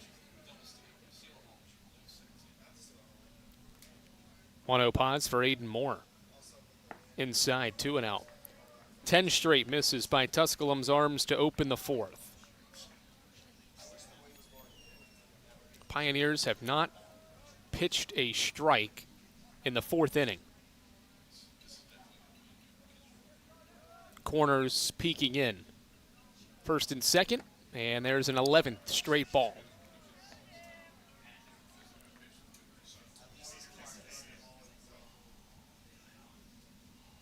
Aiden Moore pitching. Slowinski started with 8 straight balls. Aiden Moore has pitched 3 straight. And the Pioneers in danger of loading the bases on walks. 3-0. Ball 4. 12 straight balls to open the fourth inning. Kilgore to third, Nathan to second base, and here comes Kylan Hornbuckle. I think anybody could coach third base right now, and Tom Griffin's signals to his hitters are probably just saying, take the first pitch, take till you get a strike. Aiden Moore sets first pitch, breaking ball away. 13 straight balls to begin the fourth inning. Hornbuckle batting with the bases loaded for the second time this year. 0 for 1. He's 0 for 1 in the game as well. Flew out in the second. 1-0. There's a strike.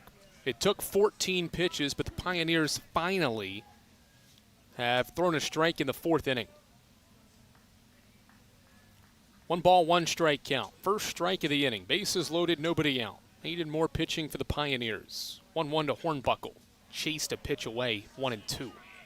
Would have been the 14th ball of the inning, but Hornbuckle went after that changeup. And it's a 2-strike count now on Carson-Newman's redshirt junior center fielder. Bases loaded in the fourth. Eagles up 6. And Hornbuckle hits this one down the right field line. Will it stay fair in the corner? It will not. Foul ball. The home plate umpire had the call with the bases umpire behind the mound, and Matthew Simpson declares it a foul ball. Trey Miller, the first base coach for Carson-Newman, thought it was fair. He was signaling with his right arm that it was inside the right field line. Remember, Hornbuckle's hits this year are all extra base hits, 2 triples and a home run. That one certainly was going to be extra bases had it stayed fair as well. He'll stand back in. The count's still 1-2. Moore comes set. Bases loaded, nobody out in the fourth. And Hornbuckle strikes out swinging. Foul tip into Gagan's mitt. And there is one away for Jono Pierce. Pierce batting with the bases loaded for the second straight half inning. He grounded into a fielder's choice in the third in this same exact scenario. Aiden Moore pitches to Pierce. He fouls it back. Pierce is officially 0 for 12 this year with the bases loaded. His 13th at-bat with the bases loaded comes right now. Nobody on the team, or only other player with as many bases loaded at-bats is Aiden Gibson. 0-1. Inside corner breaking ball makes it 0-2. So Moore came in the game, missed with his first 5 pitches, but now has fired in 5 consecutive pitches in the zone, now 6, and has worked ahead on Pierce, 0-2. More pitches to Pierce. Ground ball sharply down the right field line. It's a fair ball. 1 run has scored. Nathan will come around and score. Stop sign for Strip Matter at third as John Pierce slides into second base with a 2-run double. Third double of the year, drives in 2 runs for Carson-Newman and John Pierce, and it's 10-2. First hit of the year with the bases loaded for Pierce at a great time. Good job by the right fielder, Evan Cage. He tracked that ball down before it got to the wall to not allow Pierce to get more than 2 bases and to not allow Strip Matter to score on that play as well. Kevin Hammond is the batter with 2 on and 1 out, and he takes a high fastball for a ball. So how about John Pierce? He entered the day with 4 runs batted in for the year. He's got 3 in this game.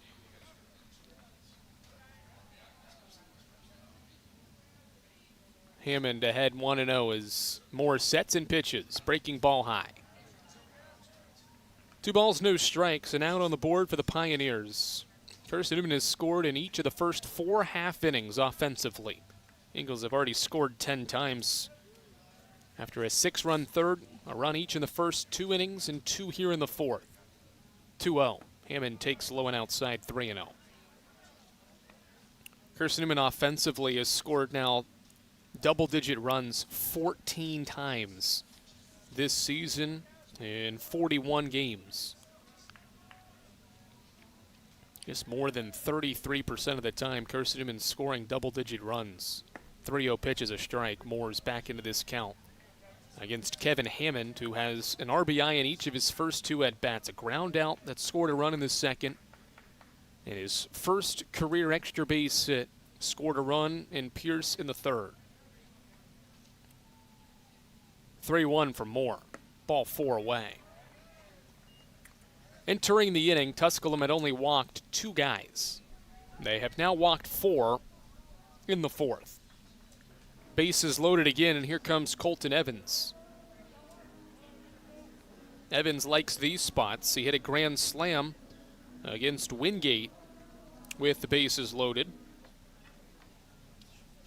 He gets a bases loaded at bat for Carson-Newman. Evans 1 for 4. His only hit with the bases loaded was that grand slam. And he takes an inside corner breaking ball at 76 for a called strike. Carson-Newman in this game now gets another chance to bat with the bases loaded. They're 1 for 3. 4th at bat with the bases loaded. 0-1 for Moore. Breaking ball stayed above the hands to Evans. It's 1-1. Overall, the Eagles 7 of 12 with runners in scoring position and have 3 2-out hits. There's only 1 out on the board right now for this offense that has sent a 7th batter to the plate here in the 4th. 1-1. Evans chases, breaking ball low. It would have been ball 2. Instead, it's strike 2 swinging. And it's a 1-2 count. Eagles have them loaded. This is the top of the order. You've got Aiden Gibson on deck, who is 3 for 3. Hoping he'll get an opportunity with runners on base. 1-2. Breaking ball. Evans fights it off, floating it toward right field. Back goes Watson into the outfield. This will drop in for a base hit. Everybody moves up a spot. They had to wait to see if it would drop. It did.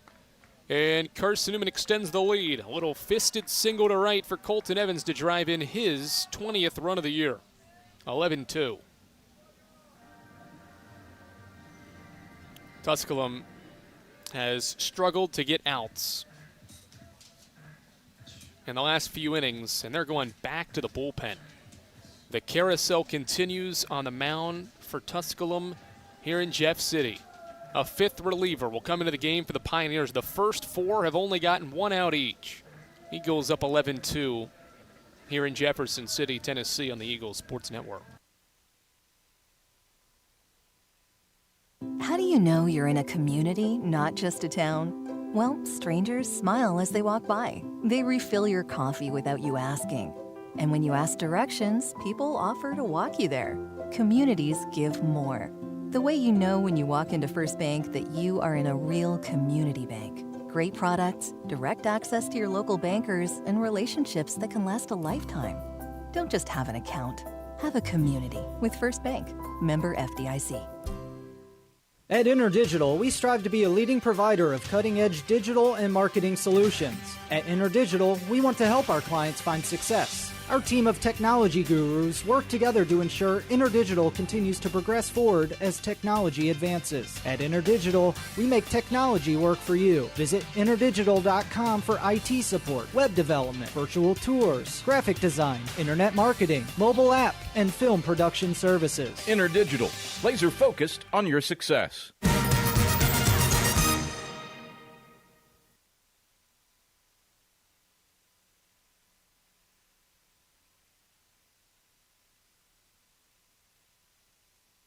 (11-2) game. Scout Martin is going to be Tusculum's 5th different reliever. And this carousel has started since the 3rd inning. Ben Randall got an out, gave up 4 hits, 5 runs. Look at Mount Martin's numbers, 18 ERA in 3 innings this year. Ben Randall got the first out of the 3rd inning, gave up 4 hits and 5 runs and a walk. Payne Ladd got the second out of the 3rd inning. He gave up 3 hits and a run.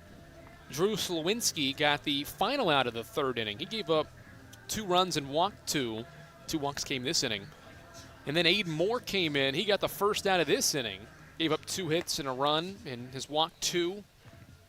And has Tusculum's only strikeout in the game. And now he gives the ball to left-hander Scout Martin. Pioneers have just not been able to find consistency here on the mound in this midweek game. Ponte started this game, gave him 2 innings of 2-run ball in the 10 he faced. But since then, it's been a tough go for on the mound for Tusculum's staff. It's 11-2 Carson-Newman on the Eagles Sports Network, 9-run lead. The Eagles have scored the last 10 runs in this game. Tusculum led 2-1 heading to the bottom of the 2nd. Eagles tied the game that inning, have scored 6 in the 3rd and 3 more in the 4th. To lead 11-2, and hey, guess what? The bases are still loaded, and there's still only 1 out on the board. Aiden Gibson will be the batter. He has 14 at-bats this year with the bases loaded. He is 4 of 13. He gets a 4th inning at-bat with the bases loaded for Carson-Newman facing Scout Martin. Trying to right this ship for this Tusculum bullpen. They've used 4 relievers, and they have each recorded 1 out. First one to Gibson, fastball away.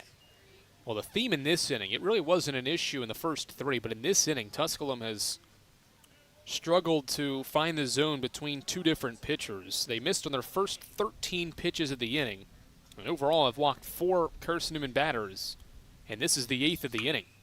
1-0 swing by Gibson out toward right field. Cage is over near the line to make the catch. Tagging from 3rd and hustling home is Jono Pierce. The throw is casually cut off near the mound. And Aiden Gibson drives in a run on a sac fly. His 23rd ribby of the year has Carson-Newman up double digits. It's 12-2 in the 4th. Gibson has an RBI for the 2nd time in this game. He scores Jono Pierce. Kevin Hammond with good base running goes 2nd to 3rd.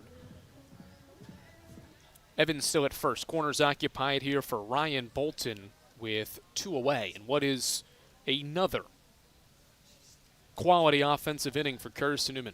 Here's the 9th batter of the inning, Ryan Bolton, taking inside on the corner for a strike. 28th time this year that Carson-Newman has scored 4 times or more in an inning.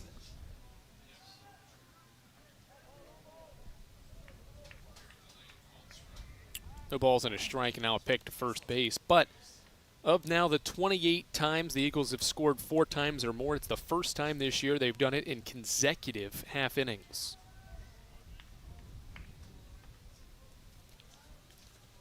Nothing in 1 set for Scout Martin.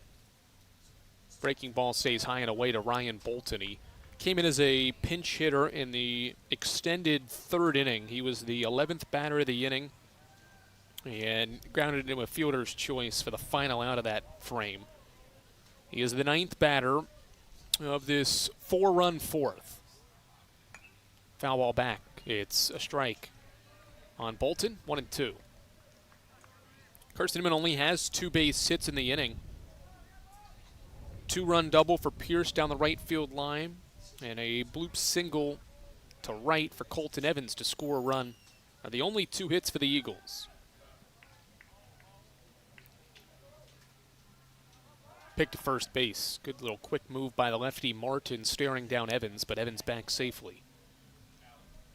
13 unanswered runs for Carson-Newman baseball in this midweek game against Tusculum. 1-2 count on Ryan Bolton. He takes outside. Fastball at 83 from Scout Martin, missed away.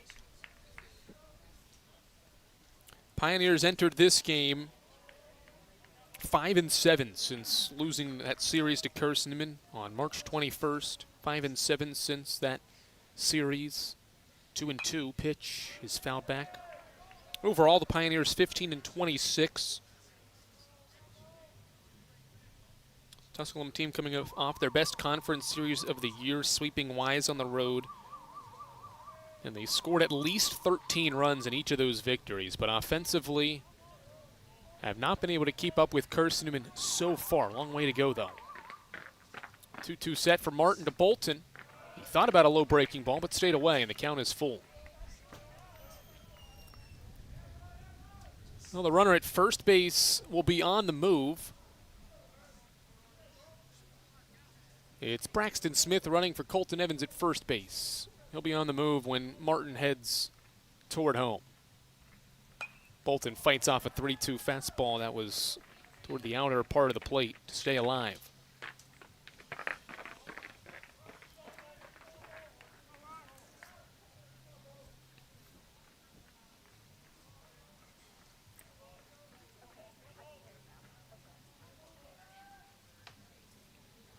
Three balls, 2 strikes, 2 outs. Eagles up 12-2. And Bolton strikes out swinging. Productive 4th inning for Carson-Newman. They score 4 times on just 2 hits. No errors. They strand 2. The Eagles have scored the last 11 runs in this game to lead 12-2 on the Eagles Sports Network.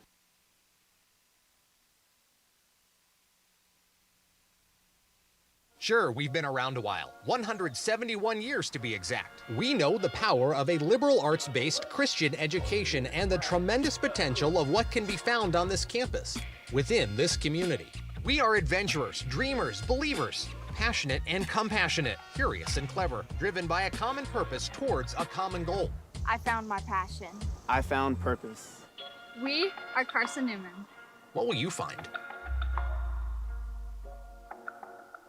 Domino's Pizza in Jefferson City and Morristown wants to help feed your business. When you're hungry at lunch, show your business card at Domino's in Jefferson City and Morristown when you make your purchase for pickup or delivery to get 25% off the entire order. That's 25% off your order at Domino's in Jeff City and Morristown when you show your business card. Call 865-471-6700 to get a pizza. Domino's, the official pizza of the Carson-Newman Eagles.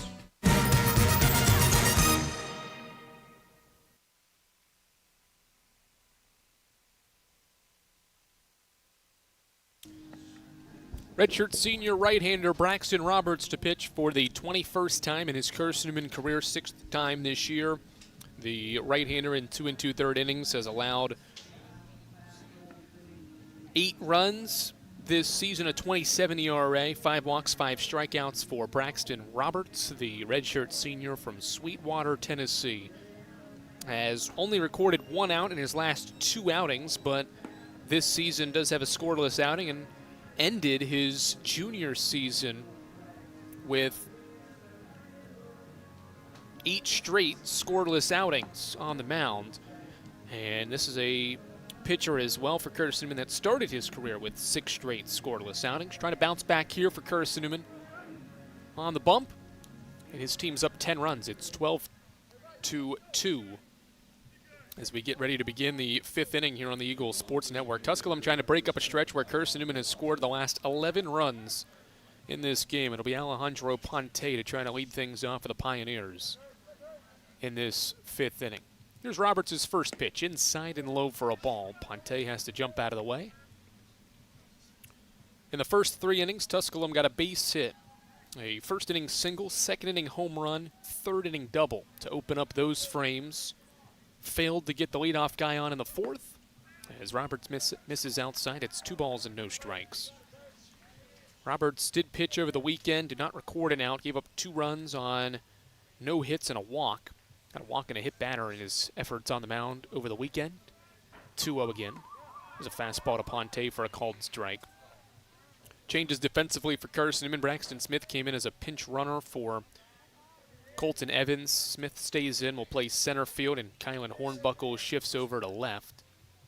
2-1. Ponte skies it out toward Braxton Smith. He'll get some run here in the field. Ranging to his left to make the catch on a fly ball from the freshman Ponte for the first out of the 5th inning.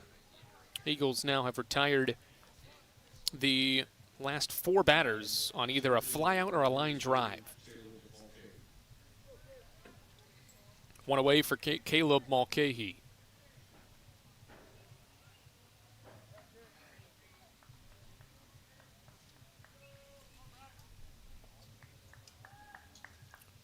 Righty-righty matchup here with 1 away in the 5th. Roberts pitches. Mulcahy goes around. Tried to hold back on Roberts' inside pitch and was unable to do so.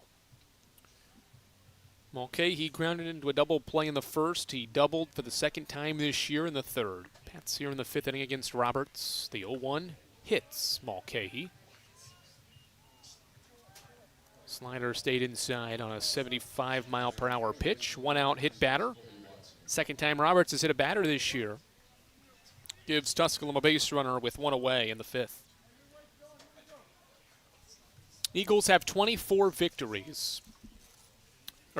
victories this season, trying to get win 24. Swing and a miss. Big swing by Watson for strike 1. Carson-Newman has 8 games, counting this one, left in the regular season. So if Carson-Newman can win 7 of the final 8, they'll secure a 30-win season for the 2nd straight season under head coach Tom Griffin. Here's a ground ball left side. Gibson to his left, throws to second for 1. Back across to first. Not in time. Watson breaks up the inning-ending double play with a fielder's choice. There's 2 away. Watson takes Mulcahy's spot at first to give Jack Gagan a chance with 2 away. Carson-Newman looking for consecutive 30-win seasons under head coach Tom Griffin for the first time since the early days for Coach Griffin. Eagles will go to the bullpen here with 2 outs in the 5th inning. Aaron Bobo coming in for the Eagles with 2 outs in the 5th in a 10-run game here at the Silver Diamond Baseball Complex. This is the Eagles Sports Network. Domino's Pizza in Jefferson City has deals for Carson-Newman students. Bring in your valid student ID when you order for pickup or delivery, and Domino's in Jefferson City will give you a steaming hot large 1-topping pizza for $4.99. That's a large 1-topping pizza for Carson-Newman students for $4.99 at Domino's in Jeff City. Call 865-471-6700 to order. That's 865-471-6700. Domino's, the official pizza of the Carson-Newman Eagles. Okay, let's see. I'm ready to do this. Carson-Newman. It's been around since 1851. Lots of flexible online programs. Wow. World-class accredited academics. A faith and learning environment with professors who really care about me.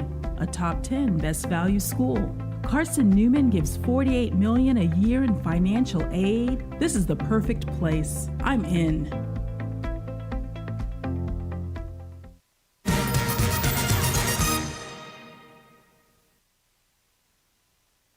All right, Aaron Bobo into the game, trying to at least get the final out of this 5th inning for the Eagles, up 12-2. He'll pick to first base. Bobo pitching for the 5th time this year. 3.8 ERA for Bobo on the mound this season. 4 appearances, 3 1/3 innings. A win against 19th ranked Wingate on April 4th. First pitch fastball stays below the knees to the 5-hitter Gagan for a ball. It's 1-0.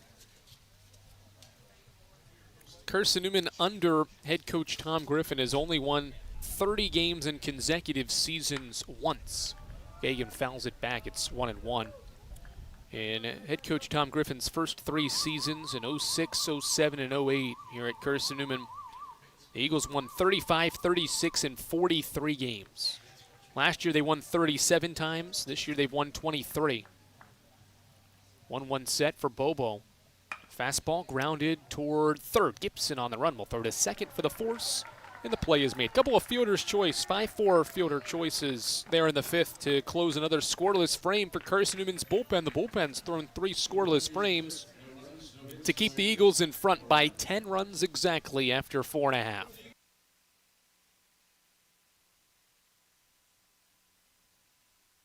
This is Carson-Newman men's basketball alum Taylor Hawkins. I want to help your family secure its financial future. I'm with Modern Woodman Financial Planning, where we touch lives and secure futures. Let Modern Woodman protect your family's financial security through life insurance, retirement planning, and financial services. You can contact me, Taylor Hawkins, at cneagles.com/Modern Woodman. That's cneagles.com/Modern Woodman. Help secure your family's financial future through Modern Woodman Financial Planning.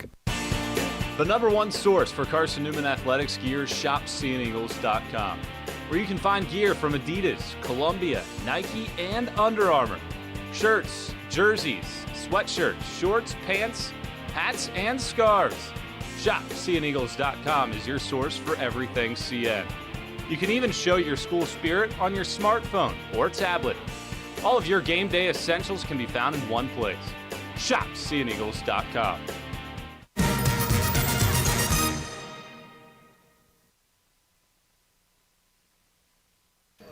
All right, Scout Martin back to the mound for Tusculum. He is the only Pioneers reliever to record multiple outs out of the bullpen in this game. He faced 2 batters there in the fourth and got both batters out, a strikeout and a sac fly.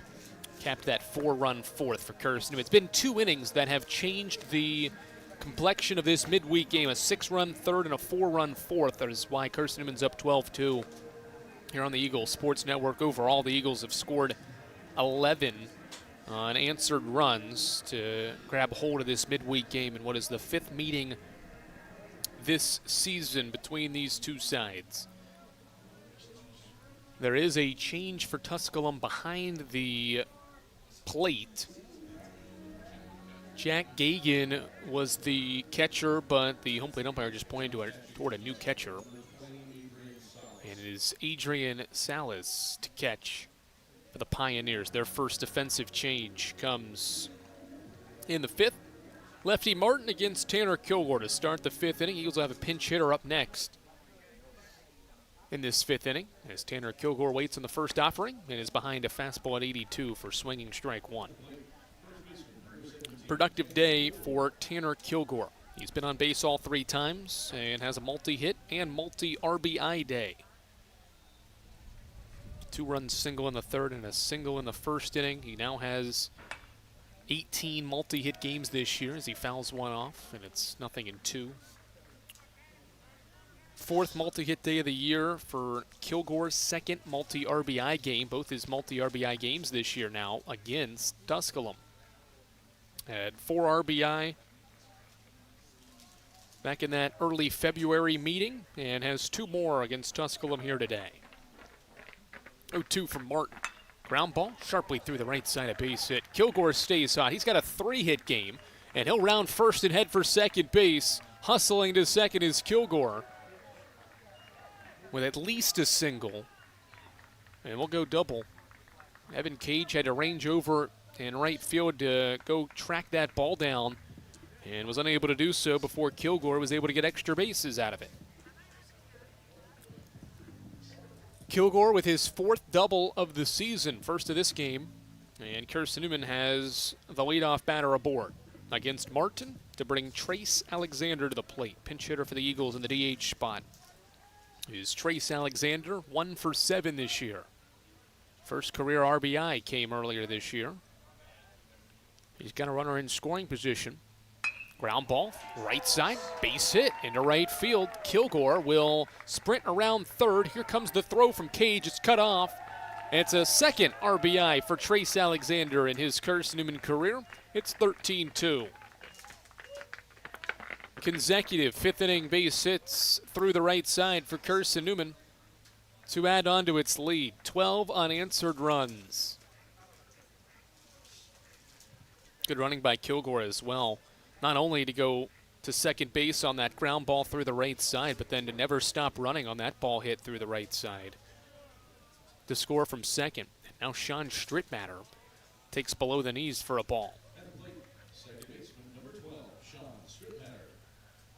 Strittmatter officially in the game 0 for 1. Fielder's choice, sack, bunt, walk in his 3 plate appearances today. He takes on the corner for a called strike, 1-1. Carson-Newman's offense now up to 13 runs on 14 hits. In this game, Carson-Newman's got 7 different guys to drive in a run and 8 different guys to record a base hit. 1-1. Liner foul by Strittmatter.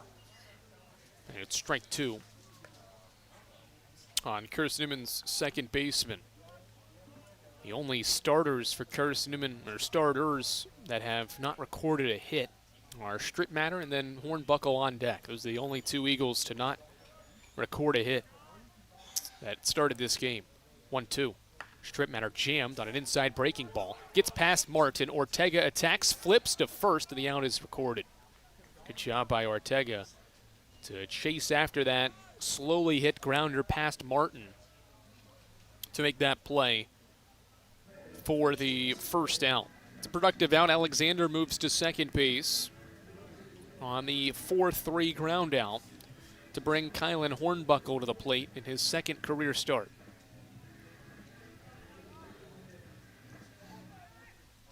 Who for 2 is Kylan in this game. He struck out in the 4th. He's batted now in 4 straight half innings. And grounds one softly to short. Attacking the baseball is Mixa on the run.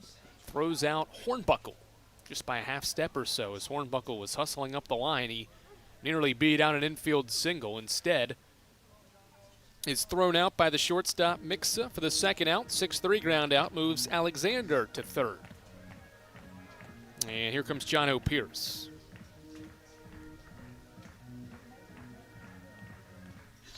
Pierce having one of his best performances in the Eagles orange and blue in this game. 2-run double last half inning. 3 RBI in the game, career high, and he takes a strike outside corner. Remember, entered the day with 4 runs batted in, has 3 in this game, including his 4th extra base hit of the year as well, that 4th inning double. He also bats for the 4th straight half inning and takes low and inside for a ball. Carson-Newman has scored in each of the 5 chances it has come to the plate in this game. 1 in the 1st, 2nd, and 5th innings so far. A 6-run 3rd and a 4-run 4th. Have Carson-Newman up to 13 runs to lead 13-2 as Pierce takes outside and low. It's 2 balls and a strike.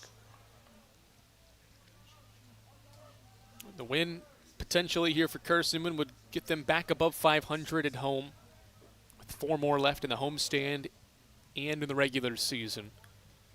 2-1 from Martin. Grounder to third. Goins initially waited on it, then attacked it, and made a nice play with his glove, and then a good throw across retires Pierce. 3 consecutive groundouts follow 2 base hits to open the inning. Eagles had a run on Trace Alexander's 2nd RBI base hit of the year. It's 13-2 after 5 here on the Eagles Sports Network. When you're sick and tired of fast food and need a fresh home-cooked meal, turn to Lisa's Country Kitchen.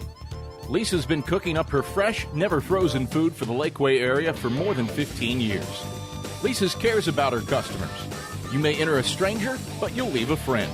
From foot-long hot dogs to juicy steaks, Lisa's has the best food for the best prices. Lisa's Country Kitchen on Route 92 off Old Andrew Johnson Highway.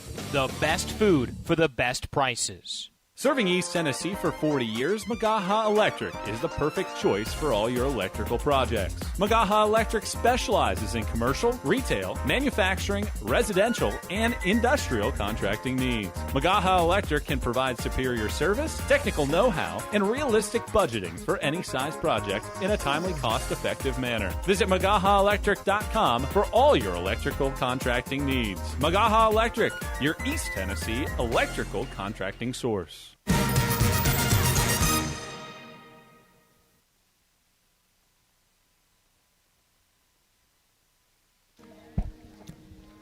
A bunch of changes for Carson-Newman as we get ready to begin the top of the 6th inning. Carson-Newman has scored the last 12 runs in this game to lead 13-2 here on the Eagles Sports Network. Defensively, Matthew Bishop has come in to play first base. Alex Ring is the new second baseman. He takes the place of Aiden Gibson in the lineup. Sean Strittmatter goes from second to third.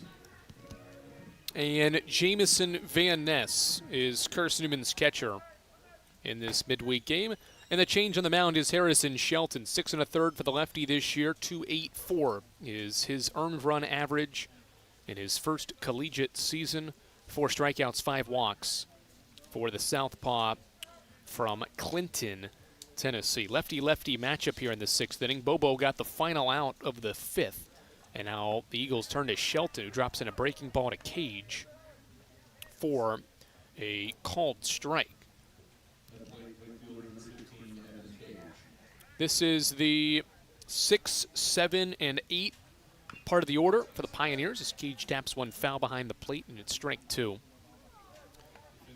So to catch you up for Carson-Newman, the only starters still in the game for the Eagles are Kylan Hornbuckle, John O'Pierce, and Sean Strittmatter. Those are the only starters still left on the field for Carson-Newman in this non-conference game. 0-2 set for Shelton. Fastball. Cage checked his swing. Did he go? Van Ness tags out Cage, but they had no appeal to third base. They appealed to the first base umpire, and Marcus Wilkie said Cage went around. Don't think the angle was there, but Marcus Wilkie calls him out on the slider away. 5th strikeout for Shelton of the year. First of the 6th inning here. In these non-conference games, there's only 2 umpires, so you don't have one down the line at third. As Shelton drops in another breaking ball for a strike. He's ahead on Scarfone, another left-handed hitter. 0-1. Scarfone's 3rd plate appearance, he's 0 for 1. Shelton pauses and pitches. Fastball low, his first miss in 5 pitches now to open this 6th inning. Carson-Newman's bullpen has not allowed a run. James Salico set the tone with 2 scoreless. Braxton Roberts, Aaron Bobo, and now Harrison Shelton have continued that on. And Shelton drills Scarfone on a 1-1 pitch inside part of the plate. Scarfone hit by it. And so the Pioneers have a base runner via a hit-by pitch for the 2nd consecutive half inning. 3rd straight half inning. The Eagles have issued a freebie. And now the shortstop Keegan Mixa with 1 on and 1 out. Shelton's first one to the shortstop's a strike, a breaking ball dropping in at 78 miles per hour. Take you around the South Atlantic Conference as we go through this 6th inning. As this one sits sharply down the left field line, it will stay fair and roll all the way into the left field corner for extra bases for the 8-hitter Mixa. Hornbuckle gets the ball in quickly to his cutoff Pierce, and it is Mixa with a 3rd double of the season. He's at second base in a 13-2 game with 1 out. It is Tusculum's 3rd extra base hit of the game. Puts 2 on and 1 out for Evan Goins, the conference's hitter of the week. Emory and Henry picks up a midweek win today. They defeated Concord 6-4.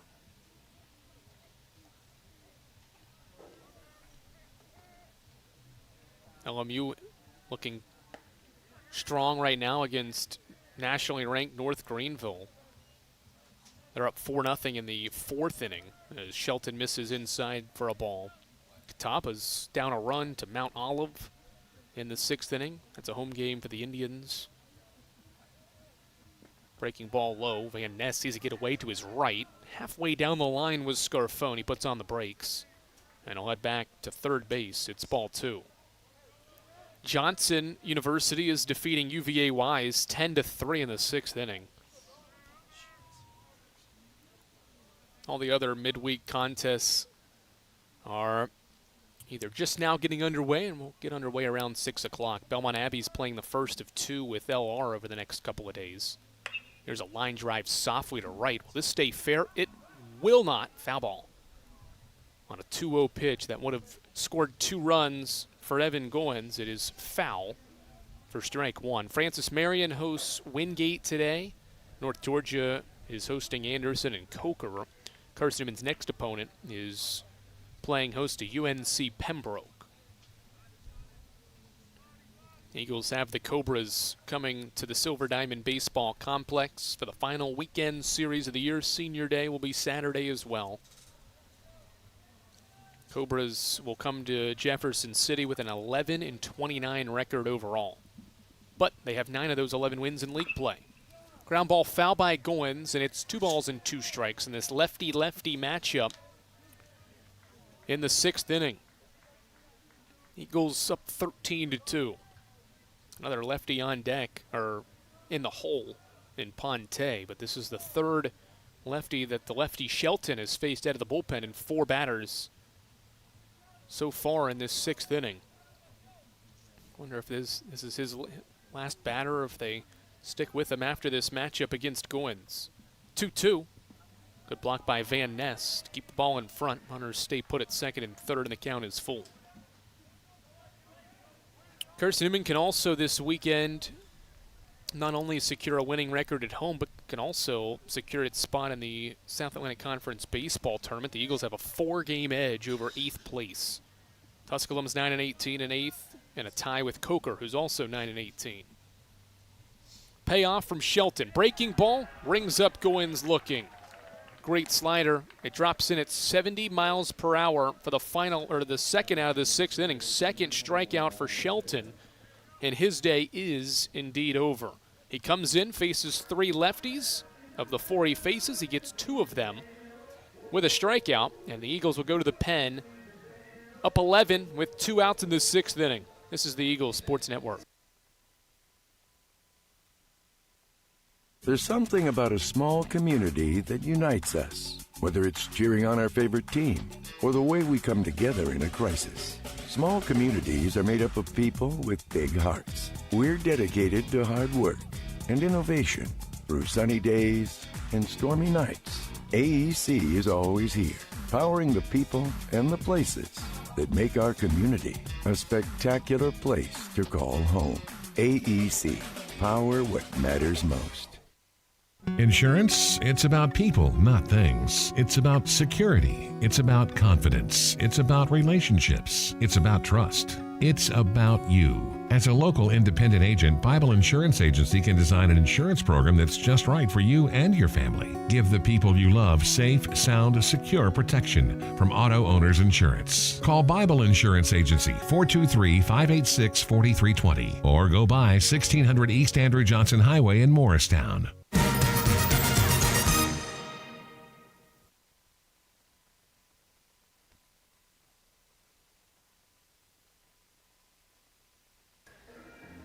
Second and third, 2 outs. Carson-Newman's up 13-2. And Will Sharp, a redshirt freshman in his 2nd full season with the Eagles, will get his first career appearance here in the 6th inning with 2 on and 2 out. He played his high school baseball at Gibbs. He's from Knoxville. And he gets an opportunity for the first time in the orange and blue to take the mound to make his collegiate debut. Shelton strikes out 2 in the 6th inning. And he gives the ball to Will Sharp. The Eagles up 11. Sharp trying to keep the scoreless effort here from the bullpen intact. The Eagles' pen has tossed 3 2/3 scoreless. And Sharp will face Ryan Ortega, who is 2 for 3.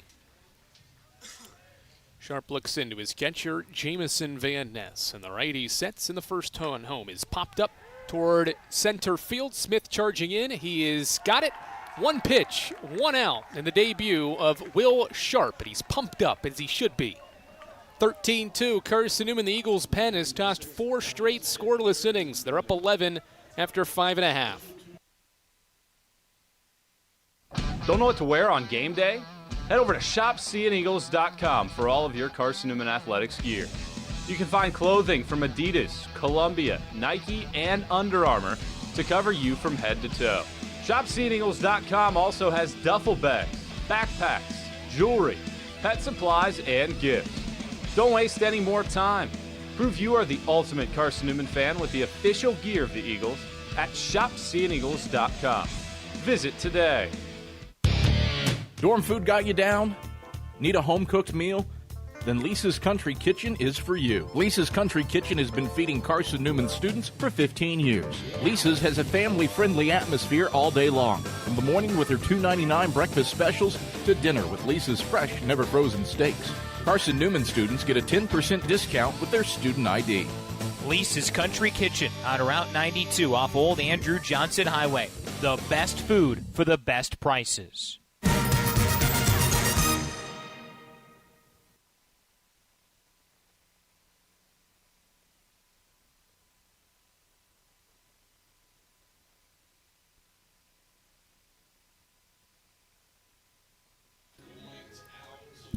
Changes for Tusculum. We'll start with the one on the mound. Cooper Emery has made a team-high 18 appearances. This will be number 19 as he warms up. An 8 ERA for him in 19 innings. 11 strikeouts, 11 walks. He's allowed 2 home runs, and this will be appearance 18 for Tusculum's reliever Emery. 19th appearance. He has a 3-1, or check that, 1-0 record. 1-0 record this year out of the bullpen, but does have a team-high 3 saves among the 6 this season for this Tusculum team that had entered this game winners of 3 straight, but they're in danger of losing a midweek for the 5th time in the last 6 tries against a Carson-Newman team that has won 10 non-conference games in 6 midweeks this year. Eagles will have Jamison Van Ness to bat first. Ian Hubbard is after that, and then potentially another pinch hitter. Alex Ring would be the next guy up. The Eagles have opened the bench in this midweek game with the score what it is. Tusculum has brought in Justin Millsaps to play first base for Colby Watson. Keegan Mixa has moved to third because Caden Rector is now the shortstop for Evan Goins. Those are the changes for Tusculum, and Ian Hubbard will pinch hit for Braxton Smith. But Jamison Van Ness is the hitter for Carson-Newman here. This will be his 3rd career at-bat. His first career at-bat last year on February 4th at Shorter. First pitch, Van Ness takes high for a ball. Van Ness looking for his first career hit as well. His first career RBI was earlier this season. He drove in a run against Cedarville in a 23-4 win. 1-0. Check swing, blooper to first on the ground. Routine play for Millsaps. 3 unassisted opens the 6th inning. Van Ness was hitting there in that catcher spot and Hammond's spot. It's 9-1-2 officially in the order as Ian Hubbard gets a pinch hit opportunity for Carson-Newman. Hubbard hitting 182 this year in 11 games. 4 hits, 22 at-bats. Hubbard stands in for the Eagles from the left side and takes high for a ball. Hubbard getting action for the 2nd time in the last month. He had a pinch hit opportunity against Shorter last March, in March 24th against Shorter. 1-0. Swing and a drive towards center field. Back goes Mulcahy to the wall. Hubbard gives it a ride and leaves the yard. A first career home run for Ian Hubbard here in the 6th inning. Increases Carson-Newman's lead to 14-2. Hubbard drills it 98 miles per hour off his bat and has his first career long ball. And a much-deserved celebration with his teammates, who could not be happier about that moment for Ian Hubbard. His 2nd career RBI as well increases Carson-Newman's lead. It was a low fastball that he had to drive to straightaway center, and he did. And now Alex Ring gets to bat. First pitch fastball, a strike to Alex Ring. Alex Ring, 5'8" junior infielder from Inglewood, Tennessee. getting his 4th at-bat of the year. 1 for 3. Couple of RBI for him. Checked his swing and a breaking ball and went around. Strike 2. Ring has had 6 plate appearances overall this year. He's drawn 3 walks. His first career hit was a 2-run base hit against Cedarville. 0-2. Breaking the ball away from Emory. And it's 1-2. Hubbard's base hit now will allow the Eagles to have scored in all 6 innings of this game.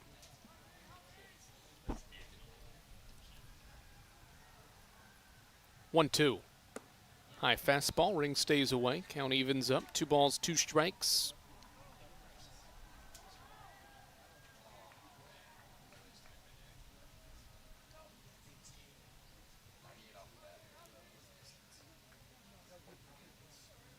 Two. Called strike 3. Ring rung up on strikes for the second out of the inning. And Ryan Bolton in the 3 spot of this Eagles order will bat next with 2 away. Tusculum's second strikeout as a team.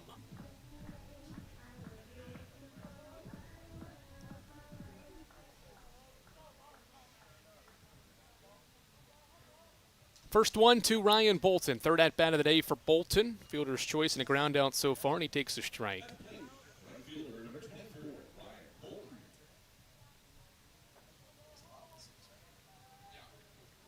Eagles have used 16 different position players in this game. 1. Bolton hits one in the air right side. Millsap's going up the hill. Won't get to it. Strike 2. The only starters still in the game are John O'Pierce and Sean Strittmatter, along with Kylan Hornbuckle. There are 3 Eagles starters that have stayed in the game. Bolton, one of 7 reserves to come off the bench. Overall, Carson-Newman today has played 22 different guys. 6 pitchers and 16 position players in this midweek game. 0-2 set for Emory. He pitches to Bolton, a breaking ball that's lifted foul again. Would imagine we'll see a 23rd different player on the mound potentially in the 7th. We'll see, though. Will Sharp may go back out for more work in his debut. 1 pitch, 1 out in that 6th inning.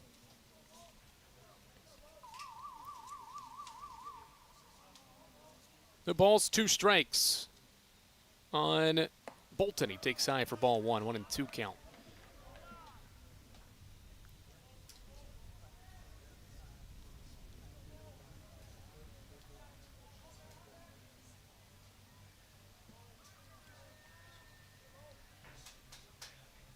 Bolton grounds one sharply down the right field line foul. Nice work by Trey Miller. Used his right foot to stop that ground ball in foul territory.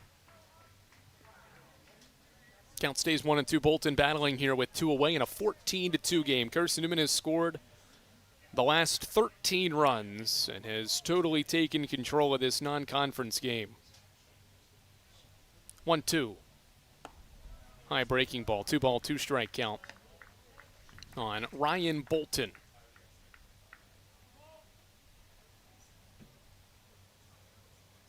Bolton fell behind 0-2, has fouled a couple of pitches off, and now has worked it even. Trying to give Matthew Bishop a chance in the on-deck circle here for his first at-bat of the game. 2-2. Bolton behind a fastball at 85, and it ends the inning. Cooper Emery with back-to-back strikeouts, but not before Ian Hubbard's first career bomb increases Carson-Newman's lead to 12. It's 14-2 as we head to the final frame potentially here on the Eagle Sports Network.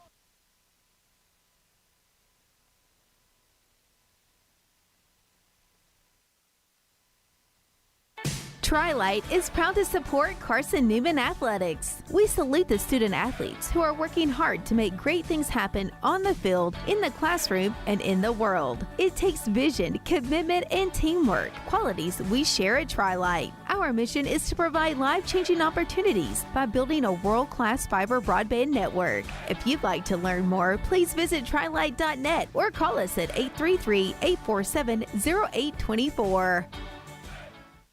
We select our insurance companies the same way you do, very carefully. When you work with us, you can count on receiving fast, courteous, and professional service and quality protection through Auto Owners Insurance. For a no-problem approach for your life, home, car, and business insurance needs, ask us about the No Problem Company, Auto Owners Insurance. Call Bible Insurance Agency at 423-586-4320 or go by 1600 East Andrew Johnson Highway in Morristown, serving the Lakeway area's insurance needs since 1931.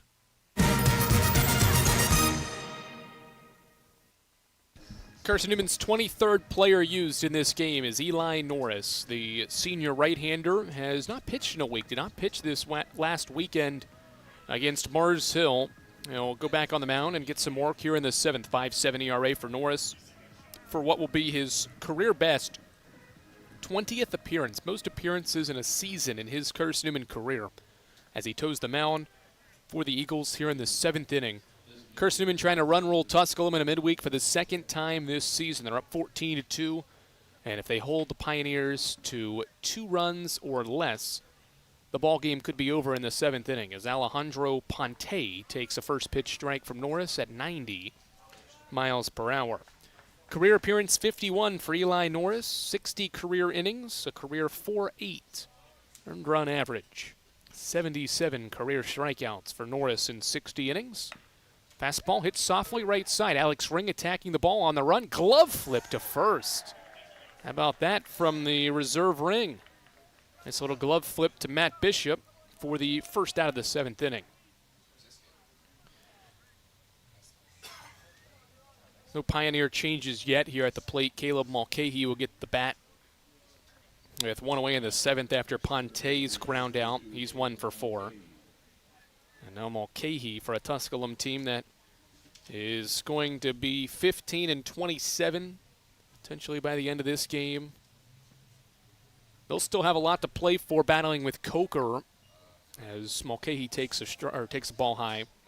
They're battling with Coker and Anderson for that final spot in the conference tournament. Certainly with some help as well could potentially get ahead of the Eagles, but Carson-Newman has a 4-game edge as this one's grounded to third. Nice diving play by Strittmatter. A throw back across, gets away from Bishop. It'll be an infield base hit for Mulcahy. Nice work by Strittmatter on the backhand stop, but his throw pulled Bishop off the bag. 8th hit for Tusculum. It's Mulcahy's 2nd. He hit it 100 miles per hour off his bat. Strittmatter was ready for it. And now we'll have Justin Millsaps to bat for the Pioneers.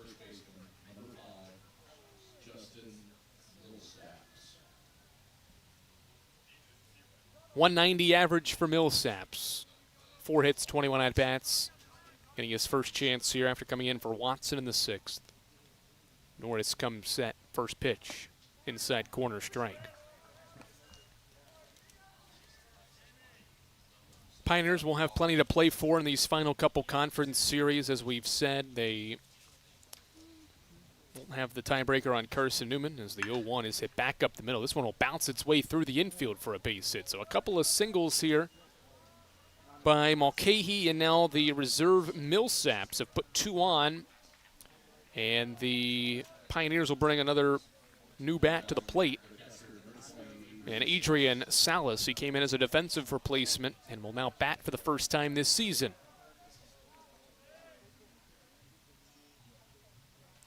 Salas has a bat with 2 on and 1 out. Eagles trying to win this one on a double play potentially. Peterson Ring playing double play position as Norris comes set at the belt. First pitch fastball high for a ball at 91. Carson-Newman has a 4-game edge on that 8th spot in the conference standings, as we've said. Tusculum will be big fans of the Eagles this weekend as the Eagles host Coker, that 8th place team, as Van Ness blocks the ball in the turf. It's 2 balls and no strikes.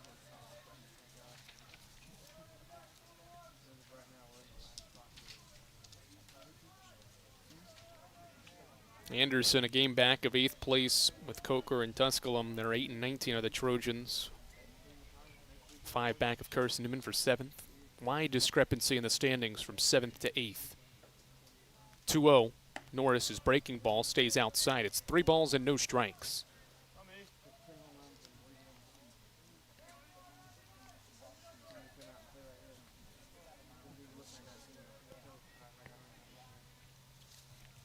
3-0 count. Salas's first at-bat of the year right now for the Pioneers. Fastball, high and inside, 4-pitch walk. 2-pitch ground out to open the inning, and now the last 3 hitters have reached against Eli Norris. Here in the 7th inning, single walk to bring Evan Cage to the plate. Left-handed hitting outfielder bats. As Van Ness was about to go out to talk, but he will stay put behind the plate.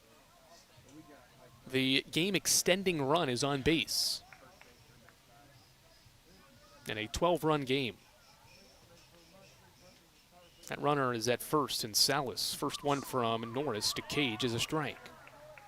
Well, really, the thing about Norris is if he can find his command, he's tough to hit against with his 90-plus mile-per-hour fastball, but the walks have hurt him throughout the year. That one got up to 92 on a first-pitch strike to Cage. Now his next one at 94 is low for a ball. 1-1. But over Norris's career, the strike zone has been his problem. Walked his 29th guy just now in his 62nd of his career. 1 ball, 1 strike count. Bases loaded for the Pioneers. Cage rolls one to second. Ring goes to second for one. Pierce back to first. Low throw. Bishop's got it. Ball game. 4-6-3 turn of a double play. The second double play for the Eagles today. And that's how they close a run rule victory of Tusculum on this Tuesday afternoon. Second time this season, Carson-Newman run rules Tusculum in a midweek. This one comes at home by a final score of 14-2. Eagles go on to score 13 unanswered runs to defeat the Pioneers 14-2. The Eagles compile 15 hits to score 14 runs to win this game by a final score of 14-2. Tom Griffin's team utilized 23 different guys. The offense got a balanced effort. Nobody had more than 3 RBI from John O'Pierce. He was one of 8 Eagles that drove in runs. And the Eagles had 6 different relievers combined to toss 5 scoreless innings from the bullpen. Final score here from Jefferson City. It's 14-2 Carson-Newman. In a game that takes 2 hours, 35 minutes, Eagles win it in 7 innings, 14-2. Carson-Newman 24-17 overall, and they win a non-conference game for the 11th time this year and improved to 6-3 in these Tuesday midweek games. Tusculum drops to 15-27. They're now 6-9 in non-conference games. Eagles back above 500 as well here at home, improving to 11-10 and snapping a 2-game home losing streak as well with this victory. This win starts a 5-game homestand here for Carson-Newman to wrap up the 2026 home slate. The Eagles started off with a bang by run-ruling Tusculum 14-2 here on the Eagles Sports Network. James Salico gets his first career victory with those 2 scoreless innings. He set the tone for the bullpen's 5 scoreless. In this 12-run victory, Ben Randall suffers his first loss of the year. He was the first of 5 Tusculum relievers. Randall allowed 5 runs in the game. Once again, the final score in the first of 5 during this Carson-Newman homestand. It's Tusculum 2, Carson-Newman scores 14 to win by 12. Eagles back at home Friday afternoon to start a 3-game series here at home. Final home series of the year brings the Coker Cobras to town. Carson-Newman softball is at home tomorrow to continue our home-heavy week here on the Eagles Sports Network. The Carson-Newman softball team back at home to host Emory and Henry. First pitch at 1 o'clock with Matt Scalzo on the call here on the Eagle Sports Network. We'll talk to you tomorrow. Carson-Newman baseball starts this 5-game homestand with a 14-2 run roll victory of Tusculum. This has been the Eagle Sports Network.